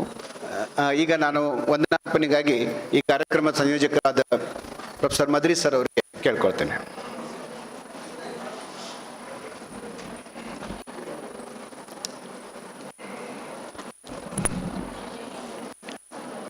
ಎಲ್ರಿಗೂ ನಮಸ್ಕಾರ. ಕರ್ನಾಟಕ ರಾಜ್ಯ ಅಕ್ಕಮಹಾದೇವಿ ಮಹಿಳಾ ವಿಶ್ವವಿದ್ಯಾಲಯದ 19ನೇ ಸಂಸ್ಥಾಪನಾ ದಿನಾಚರಣೆ ಕಾರ್ಯಕ್ರಮದ ಅಂಗವಾಗಿ ವೇದಿಕೆ ಮೇಲೆ ಉಪಸ್ಥಿತರಿರುವ ಗೌರವಾನ್ವಿತ ಅಧ್ಯಕ್ಷ ಸ್ಥಾನ ವಹಿಸಿದ ಗೌರವಾನ್ವಿತ ಕುಲಪತಿಗಳೇ ಹಾಗೂ ಮುಖ್ಯ ಅತಿಥಿಗಳೇ ಹಾಗೂ ಕುಲಸಚಿವರೇ ಹಾಗೂ ಕಾರ್ಯಕ್ರಮದಲ್ಲಿ ಉಪಸ್ಥಿತರು ಸಿಂಡಿಕೇಟ್ ಮೆಂಬರು ವೆಂಕಟೇಶ್ವರ ಅವರೇ, ಆರ್ಥಿಕ ಅಧಿಕಾರಿಗಳೇ ಹಾಗೂ ಎಲ್ಲ ನನ್ನ ಪ್ರಾಧ್ಯಾಪಕೇತರ ಮಿತ್ರರೇ, ವಿದ್ಯಾರ್ಥಿನಿಯರೇ, ಆಹ್ವಾನಿತರೇ. ಸೊ ಇಲ್ಲಿಯವರೆಗೆ ಈ ಸಂಸ್ಥಾಪನಾ ದಿನಾಚರಣೆ ಬೆಳೆದು ಬಂದ ದಾರಿ, ನಮ್ಮ ಯಶಸ್ವಿಗೆ ಕಾರಣಕರ್ತರಾಗಿರ್ತಕ್ಕಂಥ ಎಲ್ಲ ನಾಯಕರುಗಳ ಒಂದು ಪರಿಚಯ, ಈ ಒಂದು 2003ರಲ್ಲಿ ಪ್ರಾರಂಭ ಆಗಿರತಕ್ಕಂಥ ವಿಶ್ವವಿದ್ಯಾಲಯ ಇವತ್ತು 19 ವರ್ಷಗಳಲ್ಲಿ ಏನೇನು ಪ್ರಗತಿ ಕಂಡಿದೆ ಅಂತೇಳಿ ಈಗ ನಮ್ಮೆಲ್ಲ ಅತಿಥಿಗಳು ಹಾಗೂ ನಮ್ಮ ಪ್ರಾಧ್ಯಾಪಕ ಮಿತ್ರರು ಎಲ್ಲ ವಿವರವಾಗಿ ನಮ್ಮ ಒಂದು ಬೆಳವಣಿಗೆ ದಾರಿಯನ್ನು ನಮ್ಮ ಮುಂದೆ ಇಟ್ಟಿದ್ದಾರೆ. ಈ ಒಂದು ಕಾರ್ಯಕ್ರಮ ಸಂಸ್ಥಾಪನಾ ದಿನ ಯಶಸ್ವಿಗೆ ಕಾರಣಕರ್ತರಾಗಿರ್ತಕ್ಕಂಥ ಎಲ್ಲ ಹಿಂದಿನ ವೈಸ್ ಚಾನ್ಸಲರ್ಗಳಿಗೆ ನಾವು ನೆನೆಸ್ಕೊಳ್ತಾ ಈ ಒಂದು ಕಾರ್ಯಕ್ರಮದ ಅಧ್ಯಕ್ಷತೆಯನ್ನು ವಹಿಸಿ ನಮ್ಮೆಲ್ಲ ಕಾರ್ಯಕ್ರಮಗಳಿಗೆ ಸದಾ ಮಾರ್ಗದರ್ಶನ ಮತ್ತು ಬೆಂಬಲವನ್ನು ನೀಡಿರ್ತಕ್ಕಂಥ ನಮ್ಮ ನೆಚ್ಚಿನ ಕುಲಪತಿಗಳಾದ ಪ್ರೊಫೆಸರ್ BK ತುಳಸಿಮಲ್ಲ ಮೇಡಮ್ ಅವರಿಗೆ ತಮ್ಮೆಲ್ಲರ ವತಿಯಿಂದ ಹಾಗೂ ವೇದಿಕೆ ವತಿಯಿಂದ ಅವರಿಗೆ ಹೃದಯಪೂರ್ವಕ ವಂದನೆಗಳನ್ನು ಸಲ್ಲಿಸ್ತೇನೆ. ಈ ಒಂದು ಶುಭ ಸಂದರ್ಭದಲ್ಲಿ ಉಪಸ್ಥಿತರಿರ್ತಕ್ಕಂಥ ಮುಖ್ಯ ಅತಿಥಿಗಳಾಗಿರ್ತಕ್ಕಂಥ we are very grateful to you madam for accepting our invitation and being with us for delivering inspirational our Foundation Day lecture. On behalf of our university and on my own behalf, I extend a warm vote of thanks to you, Madam Fadnavis, Madam. Thank you, Madam. ಈ ಒಂದು ಕಾರ್ಯಕ್ರಮದ ಯಶಸ್ಸಿನ ಹಿಂದೆ ನಮ್ಮ ವಿಶ್ವವಿದ್ಯಾಲಯದ ಕುಲಸಚಿವರಾಗಿರ್ತ Ramesh sir ಅವರ ಒಂದು ಪ್ರಯತ್ನ ಇದೆ. ಸರ್ ಅವರಿಗೆ ತಮ್ಮೆಲ್ಲರ ವತಿಯಿಂದ ಹೃದಯಪೂರ್ವಕ ವಂದನೆಗಳನ್ನು ಸಲ್ಲಿಸ್ತೇನೆ. ಹಾಗೆ ವಿಶ್ವವಿದ್ಯಾಲಯದ ಆರ್ಥಿಕ ಅಧಿಕಾರಿಗಳಾಗಿರ್ತಕ್ಕಂಥ ಕಾಮಶೆಟ್ಟಿ ಸರ್ ಅವರಿಗೂ ಕೂಡ ತಮ್ಮೆಲ್ಲರ ವತಿಯಿಂದ ಈ ಒಂದು ಕಾರ್ಯಕ್ರಮದಲ್ಲಿ ವಂದನೆಗಳನ್ನು ಸಲ್ಲಿಸ್ತೇನೆ. ವಿಶ್ವವಿದ್ಯಾಲಯದ ಸಿಂಡಿಕೇಟ್ ಸದಸ್ಯ ವೆಂಕಟೇಶ್ ಸರ್ ಅವರಿಗೆ ಹಾಗೂ ನಮ್ಮೆಲ್ಲ ನಿಕಾಯಗಳ ಡೀನರುಗಳಿಗೆ ಹಾಗೂ ವಿಭಾಗಗಳ ಮುಖ್ಯಸ್ಥರಿಗೆ, ನನ್ನ ಪ್ರಾಧ್ಯಾಪಕ ಬಂಧುಗಳಿಗೆ ತಮ್ಮೆಲ್ಲರ ವತಿಯಿಂದ ಹೃದಯಪೂರ್ವಕ ವಂದನೆಗಳನ್ನು ಸಲ್ಲಿಸುತ್ತೇನೆ. ಹಾಗೆ ಈ ಒಂದು ಕಾರ್ಯಕ್ರಮಕ್ಕೆ ಸಿಟಿ ನಗರದಿಂದ ಆಹ್ವಾನಿತರಾಗಿ ಎರ್ನಾಳ್ ಸರ್ ಆಗಿರ್ಬೋದು ಹಾಗೂ ಇತರ ಗಣ್ಯ ವ್ಯಕ್ತಿಗಳು ಆಗಮಿಸಿದ್ದಾರೆ. ಅವರೆಲ್ಲರಿಗೂ ಕೂಡ ನಮ್ಮ ವಿಶ್ವವಿದ್ಯಾಲಯದ ವತಿಯಿಂದ ಈ ಒಂದು ಕಾರ್ಯಕ್ರಮದ ಅಂಗವಾಗಿ ತುಂಬ ಹೃದಯದ ವಂದನೆಗಳನ್ನು ಸಲ್ಲಿಸುತ್ತೇನೆ. ಈ ಒಂದು ಕಾರ್ಯಕ್ರಮದ ಈಗ ಅತಿಥಿಗಳನ್ನು ಪರಿಚಯಿಸಿರ್ತಕ್ಕಂಥ ನಮ್ಮ ವಿಶ್ವವಿದ್ಯಾಲಯ CDC ಡೈರೆಕ್ಟರ್ ರಜಪೂತ್ ಸರ್ ಅವರಿಗೂ ಹಾಗೂ ನಮ್ಮ ಪ್ರಾಸ್ತಾವಿಕ ವಿಶ್ವವಿದ್ಯಾಲಯ ಪ್ರಗತಿಯ ಕುರಿತು ಪ್ರಾಸ್ತಾವಿಕವಾಗಿ ಮಾತಾಡಿರ್ತಕ್ಕಂಥ ಸುನಂದಮ್ಮ ಮೇಡಮ್ ಅವರಿಗೂ ಕೂಡ ತಮ್ಮೆಲ್ಲರ ವತಿಯಿಂದ ಹೃದಯಪೂರ್ವಕ ವಂದನೆಗಳನ್ನು ಸಲ್ಲಿಸ್ತೇನೆ. ಈ ಒಂದು ಕಾರ್ಯಕ್ರಮದ ಯಶಸ್ವಿನ ಹಿಂದೆ ಈಗ ಹೇಳ್ತೀವಲ್ಲ, ಈಗ ನಾವು ಈಗೆಲ್ಲ ಪ್ರಗತಿ ಜೊತೆ ಈ ಒಂದು ಕಾರ್ಯಕ್ರಮ ಆಯೋಜಿಸಬೇಕಾದ್ರೂ ಎಲ್ಲ ಒಂದು ಸಹಪಾಠಿಗಳ ಮತ್ತು ಸ್ನೇಹಿತರ ಒಂದು ಬೆಂಬಲ ಇದೆ. ಸುರೇಶ್ ಆಗಿರ್ಬೋದು, ನಮ್ಮ ಒಂದು CDC ಟೀಮ್ ಆಗಿರ್ಬೋದು, ICT ಟೀಮ್ ಆಗಿದೆ, ಮತ್ತು ನಮ್ಮ ವಿಭಾಗದ ಎಲ್ಲ ಸಂಶೋಧನಾ ವಿದ್ಯಾರ್ಥಿನಿಯರು ಮತ್ತು ನಾನ್ ಟೀಚಿಂಗ್ ಹಿರೇಮಠ ಸರ್ ಅವರು ಎಲ್ಲರೂ ಪ್ರತಿಯೊಬ್ಬರ ಒಂದು ಬೆಂಬಲ ಇದೆ. ಅವರೆಲ್ಲರಿಗೂ ಕೂಡ ನಾನು ಸಂಯೋಜಕನಾಗಿ ನಾನು ತುಂಬ ಹೃದಯದ ವಂದನೆಯನ್ನು ಸಲ್ಲಿಸುತ್ತೇನೆ. ಈ ಒಂದು ಕಾರ್ಯಕ್ರಮದಲ್ಲಿ ಈ ಒಂದು ಕಾರ್ಯಕ್ರಮವನ್ನು ಅಚ್ಚುಕಟ್ಟಾಗಿ ನಿರೂಪಿಸಿರ್ತಕ್ಕಂಥ ಸಿಂಧೆ ಸರ್ ಅವರಿಗೂ ಕೂಡ ವಂದನೆಗಳನ್ನು ಸಲ್ಲಿಸುತ್ತೇನೆ. ಈ ಒಂದು ಕಾರ್ಯಕ್ರಮದ ಯಶಸ್ಸಿಗೆ ಕಾರಣರಾಗಿರ್ತಕ್ಕಂಥ ಎಲ್ಲ ಈಗ ನಮ್ಮ ಹಿಂದಿನ ವೈಸ್ ಚಾನ್ಸಲರ್ಗಳಿರ್ತಕ್ಕಂಥ ನಮ್ಮ ಪ್ರಥಮ ವೈಸ್ ಚಾನ್ಸಲರ್ ಆಗಿರ್ತಕ್ಕಂಥ ಸೈಯದ್ ಅಖ್ತರ್ ಮೇಡಮ್ ಅವರಿಗೂ ಹಾಗೂ ದ್ವಿತೀಯ ವೈಸ್ ಚಾನ್ಸಲರ್ ಆಗಿರ್ತಕ್ಕಂಥ ಗೀತಾಬಾಲಿ ಮೇಡಮ್ ಅವರಿಗೂ, ತೃತೀಯ ವೈಸ್ ಚಾನ್ಸಲರ್ ಆಗಿರ್ತಕ್ಕಂಥ ಸಬಿಹಾ ಮೇಡಮ್ ಅವರಿಗೂ ಹಾಗೂ ಈಗ ತಾನೇ ಒಂದು ಹೋದ ವರ್ಷ ಒಂದು ಆಡಳಿತ ಚುಕ್ಕಾಣಿ ಇರ್ತಕ್ಕಂಥ ನಮ್ಮ ತುಳಸಿಮಲ್ಲ ಮೇಡಮ್ ಅವರಿಗೂ ಕೂಡ, ಅಂದರೆ ಈಗ ಈ ಅವಧಿಯಲ್ಲಿ ಪ್ರಗತಿ ಆಗಿದೆ, ಇನ್ನೂ ಹೆಚ್ಚಿನ ಒಂದು ಹಂತದಲ್ಲಿ ಒಂದು ಪ್ರಗತಿಯನ್ನು ಕಾಣ್ತೀವಿ ಅಂತೇಳಿ ನಾನು ಹೇಳ್ತಾ ಅವರೆಲ್ಲ ಅಧಿಕಾರಿಗಳಿಗೆ ಮತ್ತು ನಮ್ಮ ಒಂದು ನಾಯಕರಿಗೆ ನಾನು ತಮ್ಮೆಲ್ಲರ ವತಿಯಿಂದ ಹೃದಯಪೂರ್ವಕ ನಮನಗಳನ್ನು ಸಲ್ಲಿಸ್ತೇನೆ. ಈ ಒಂದು ಕಾರ್ಯಕ್ರಮದ ಒಂದು ರೆಕಾರ್ಡಿಂಗ್ ಮಾಡಿರ್ತಕ್ಕಂಥ ಅಕ್ಕ TV ಮತ್ತು ICT ಟೀಮು ಮತ್ತು ಜರ್ನಲಿಸಂ ವಿದ್ಯಾರ್ಥಿನಿಯರಿಗೂ ಹಾಗೂ ತಮ್ಮೆಲ್ಲರಿಗೂ ಎಲ್ಲ ವಿದ್ಯಾರ್ಥಿನಿಯರಿಗೂ ವಂದಿಸಿ ನನ್ನ ವಂದನಾರ್ಪಣೆ ಮುಗಿಸ್ತೇನೆ. Thank you.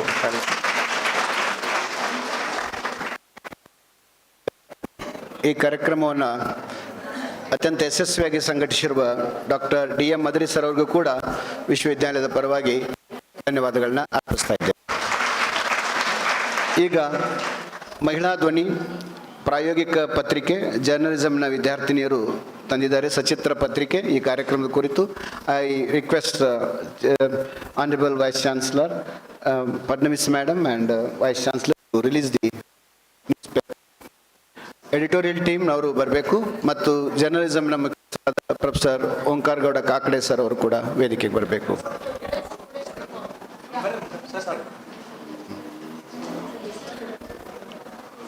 ಇದು ನಮ್ಮ ಮಹಿಳಾ ವಿಶ್ವವಿದ್ಯಾನಿಲಯದ ಪತ್ರಿಕೋದ್ಯಮ ವಿಭಾಗದ ವಿದ್ಯಾರ್ಥಿನಿಯರು ತಮ್ಮ ಕೋರ್ಸಿನ ಭಾಗವಾಗಿ ಪ್ರಾಯೋಗಿಕ ಪತ್ರಿಕೆಗಳನ್ನ ತರ್ತಾರೆ. ಈ ಇಡೀ ಕಾರ್ಯಕ್ರಮದಲ್ಲಿಯೇ ಸಚಿತ್ರ ವರದಿಯನ್ನು ತಯಾರು ಮಾಡಿ ಈ ಕಾರ್ಯಕ್ರಮ ಮುಕ್ತಾಯ ಅನ್ನೋಷ್ಟರಲ್ಲಿ ಪತ್ರಿಕೆ ಬಿಡುಗಡೆಯನ್ನು ಮಾಡ್ತಾ ಇದ್ದಾರೆ. ತಮ್ಮೆಲ್ಲರ ಚಪ್ಪಾಳೆಯನ್ನು ಕೇಳ್ತಾ ಇದ್ದಾರೆ.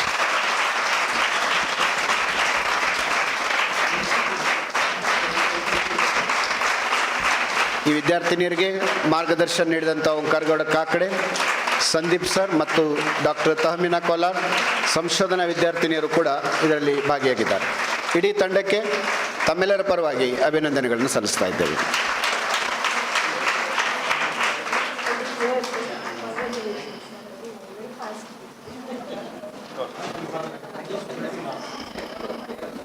Thank you sir.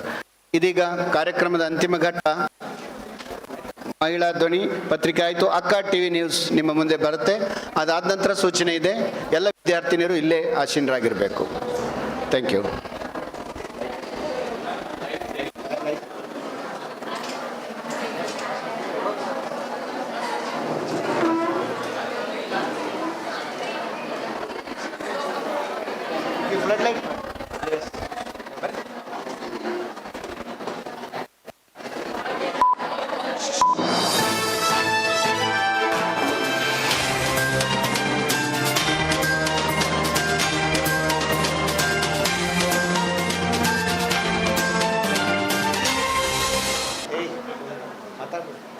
ನಮಸ್ಕಾರ ವೀಕ್ಷಕರೇ, ಅಕ್ಕ ಟಿವಿಗೆ ಸ್ವಾಗತ. ನಾನು ಲಕ್ಷ್ಮೀ ಬಾಗಲಕೋಟಿ. ಇದೀಗ ಹೆಡ್ಲೈನ್ಸ್. ರೋಗ ಮುಕ್ತಿಗಾಗಿ ಯೋಗವೇ ಆಧಾರ. ಯೋಗ ಎಲ್ಲರ ಜೀವನದ ಪಾಠವಾಗಬೇಕು. ಮೈಸೂರು ಯೋಗ ಸಮಾವೇಶದಲ್ಲಿ ಪ್ರಧಾನಿ ಮೋದಿ ಕರೆ. ಗೊಮ್ಮಟ ನಗರಿಯಲ್ಲಿ ಯೋಗ ದಿನಾಚರಣೆ ಅದ್ದೂರಿ ಚಾಲನೆ. ಗಣ್ಯರು ಸೇರಿದಂತೆ 500ಕ್ಕೂ ಹೆಚ್ಚು ಜನರು ಭಾಗಿ. ಮಹಿಳಾ ವಿವಿಯಲ್ಲಿ ಸಡಗರದ 19ನೇ ಸಂಸ್ಥಾಪನಾ ದಿನಾಚರಣೆ. ಮಹಿಳಾ ವಿವಿ ಜ್ಞಾನಶಕ್ತಿ ಆವರಣದಲ್ಲಿ ಯೋಗ ದಿನದ ಸಂಭ್ರಮ. ಯೋಗಾಭ್ಯಾಸದಲ್ಲಿ ಪಾಲ್ಗೊಂಡ ಶಿಕ್ಷಕರು, ವಿದ್ಯಾರ್ಥಿನಿಯರು. ಅಂತಾರಾಷ್ಟ್ರೀಯ ಯೋಗ ದಿನದ ಪ್ರಯುಕ್ತ ಸಾಂಸ್ಕೃತಿಕ ರಾಜಧಾನಿ ಮೈಸೂರಿನ ಅರಮನೆ ಮೈದಾನದಲ್ಲಿ ಆಯೋಜಿಸಲಾಗಿದ್ದ ಕಾರ್ಯಕ್ರಮದಲ್ಲಿ ಭಾಗವಹಿಸಿದ್ದ ಪ್ರಧಾನಿ ನರೇಂದ್ರ ಮೋದಿ ವಿಶ್ವದ ಜನತೆಗೆ ಯೋಗ ದಿನದ ಶುಭಾಶಯಗಳನ್ನು ತಿಳಿಸಿದರು. ಸಾವಿರಾರು ಯೋಗಪಟುಗಳ ಜೊತೆಗೆ ಯೋಗಾಭ್ಯಾಸ ನಡೆಸಿದ ಪ್ರಧಾನಿ, ಯೋಗಕ್ಕೆ ರೋಗಗಳು ಬರದಂತೆ ತಡೆಯುವ ಶಕ್ತಿ ಇದೆ. ಯೋಗ ಎಲ್ಲರ ಜೀವನದ ಪಾಠವಾಗಬೇಕು ಎಂದು ಹೇಳಿದರು. ಗೋಮಟ ನಗರಿ ವಿಜಯಪುರದಲ್ಲಿ ಅಂತಾರಾಷ್ಟ್ರೀಯ ಯೋಗ ದಿನವನ್ನು ಅದ್ದೂರಿಯಾಗಿ ಆಚರಿಸಲಾಯಿತು. ಐತಿಹಾಸಿಕ ಸ್ಮಾರಕ ಗೋಲ್ ಗುಂಬಜ್ ಆವರಣದಲ್ಲಿ ಆಯೋಜಿಸಲಾಗಿದ್ದ ಸಮಾರಂಭದಲ್ಲಿ ಗಣ್ಯರು ಸೇರಿದಂತೆ ನೂರಾರು ಸಂಖ್ಯೆಯಲ್ಲಿ ಜನರು ಭಾಗವಹಿಸಿ ಯೋಗಾಭ್ಯಾಸ ನಡೆಸಿದ್ದಾರೆ. ಕರ್ನಾಟಕ ರಾಜ್ಯ ಅಕ್ಕಮಹಾದೇವಿ ಮಹಿಳಾ ವಿವಿಯ 19ನೇ ಸಂಸ್ಥಾಪನಾ ದಿನಾಚರಣೆ ಕಾರ್ಯಕ್ರಮವನ್ನು ವಿವಿಯ ಕನ್ನಡ ಸಭಾಂಗಣದಲ್ಲಿ ಹಮ್ಮಿಕೊಳ್ಳಲಾಗಿತ್ತು. ಸೋಲಾಪುರದ ಪುಣ್ಯಶ್ಲೋಕ ಅಹಲ್ಯಾದೇವಿ ಹೋಲ್ಕರ್ ವಿಶ್ವವಿದ್ಯಾಲಯದ ಕುಲಪತಿ ಪ್ರೊಫೆಸರ್ ಎಂ ಫಡ್ನವೀಸ್ ಸಂಸ್ಥಾಪನಾ ಭಾಷಣ ಮಾಡಿದರು.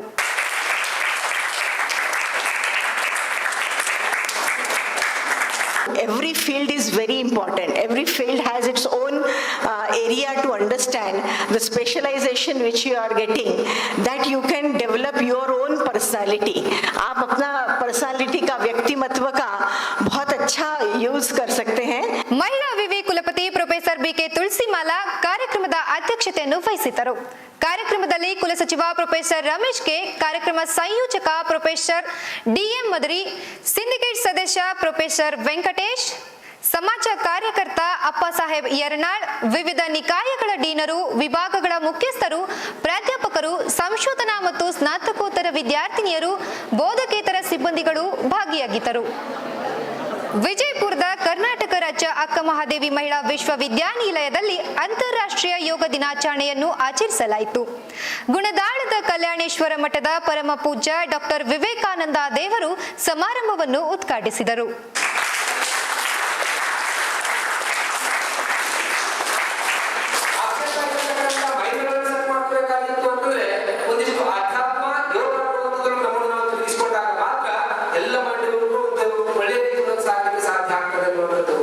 ವಿವಿಯ ಕುಲಪತಿ ಪ್ರೊಫೆಸರ್ ಬಿಕೆ ತುಳಸಿಮಾಲಾ ಅಧ್ಯಕ್ಷತೆಯನ್ನು ವಹಿಸಿದ್ದರು. ಕುಲಸಚಿವ ಪ್ರೊಫೆಸರ್ ರಮೇಶ್ ಕೆ, ವಿವಿಯ ಯೋಗ ಅಧ್ಯಯನ ಕೇಂದ್ರದ ಸಂಯೋಜಕ ಡಾಕ್ಟರ್ ರಾಜ್ಕುಮಾರ್ ಮಾಲಿ ಪಾಟೀಲ್ ಉಪಸ್ಥಿತರಿದ್ದರು. ವಿವಿಧ ನಿಕಾಯದ ಡೀನರು, ವಿವಿಧ ವಿಭಾಗಗಳ ಮುಖ್ಯಸ್ಥರು, ಉಪನ್ಯಾಸಕರು, ಸಂಶೋಧನಾ ಹಾಗೂ ಸ್ನಾತಕೋತ್ತರ ವಿದ್ಯಾರ್ಥಿನಿಯರು ಕಾರ್ಯಕ್ರಮದಲ್ಲಿ ಪಾಲ್ಗೊಂಡಿದ್ದರು. ಕಾರ್ಯಕ್ರಮದ ಅಂಗವಾಗಿ ಹಮ್ಮಿಕೊಂಡಿದ್ದ ಯೋಗಾಭ್ಯಾಸ ಎಲ್ಲರ ಗಮನವನ್ನು ಸೆಳೆಯಿತು. ಮಹಿಳಾ ವಿವಿಯಲ್ಲಿ ಪತ್ರಿಕೋದ್ಯಮ ವಿಭಾಗದ ವಿದ್ಯಾರ್ಥಿನಿಯರಿಗಾಗಿ 6 ದಿನಗಳ ಡ್ರೋನ್ ಕ್ಯಾಮೆರಾ ಕಾರ್ಯಾಗಾರವನ್ನು ಹಮ್ಮಿಕೊಂಡಿದ್ದು, ವಿದ್ಯಾರ್ಥಿನಿಯರು ಮಹಿಳಾ ವಿವಿ ಕ್ಯಾಂಪಸ್ನ ದೃಶ್ಯಗಳನ್ನು ಡ್ರೋನ್ ಕ್ಯಾಮೆರಾದಲ್ಲಿ ಸೆರೆ ಹಿಡಿದಿದ್ದಾರೆ. ಇದರ ಒಂದು ಲುಕ್ ಇಲ್ಲಿದೆ ನೋಡಿ.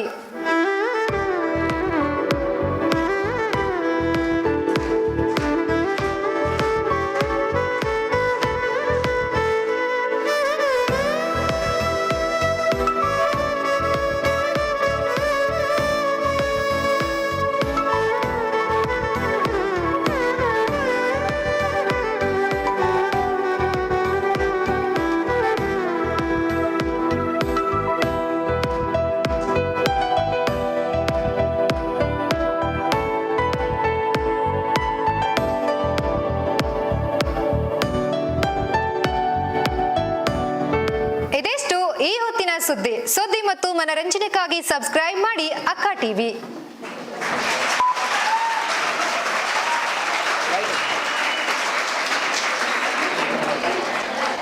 ಅದ್ಭುತವಾದಂಥ ನ್ಯೂಸ್ ಕವರೇಜ್ ಮಾಡಿದ ತಂಡಕ್ಕೆ ಅಭಿನಂದಿಸ್ತೀನಿ. ಮತ್ತಿಲ್ಲಿರುವ ಎಲ್ಲ ವಿದ್ಯಾರ್ಥಿನಿಯರು ಅಕ್ಕ ಟಿವಿ ನ್ಯೂಸನ್ನು ಸಬ್ಸ್ಕ್ರೈಬ್ ಮಾಡಿ ಮತ್ತು ನಿಮ್ಮ ಪೋಷಕರಿಗೆ ಸಂಬಂಧಿಕರಿಗೆ ಜಾಯಿನ್ ಆಗೋದಕ್ಕೆ ಕರೆ ಕೊಡಿ. ಕಾರ್ಯಕ್ರಮವನ್ನು ಮುಕ್ತಾಯಗೊಳಿಸೋಣ. Thank you very much. ವಿದ್ಯಾರ್ಥಿನಿಯರಿಗೆ ಸಿಹಿ ವಿತರಿಸಲಾಗುತ್ತೆ. ತಾವೆಲ್ಲರೂ ಇಲ್ಲೇ ಕಾಯಬೇಕಂತ ನಾನು ಕೇಳ್ಕೊಳ್ತೇನೆ. ಅಲ್ಲ, ಎಲ್ಲ ಅಧ್ಯಾಪಕರು ಸಿಬ್ಬಂದಿಯವರು ಮುಂದೆ ಬರಬೇಕು. ವಿದ್ಯಾರ್ಥಿನಿಯರು ಇಲ್ಲೇ ಇರಿ.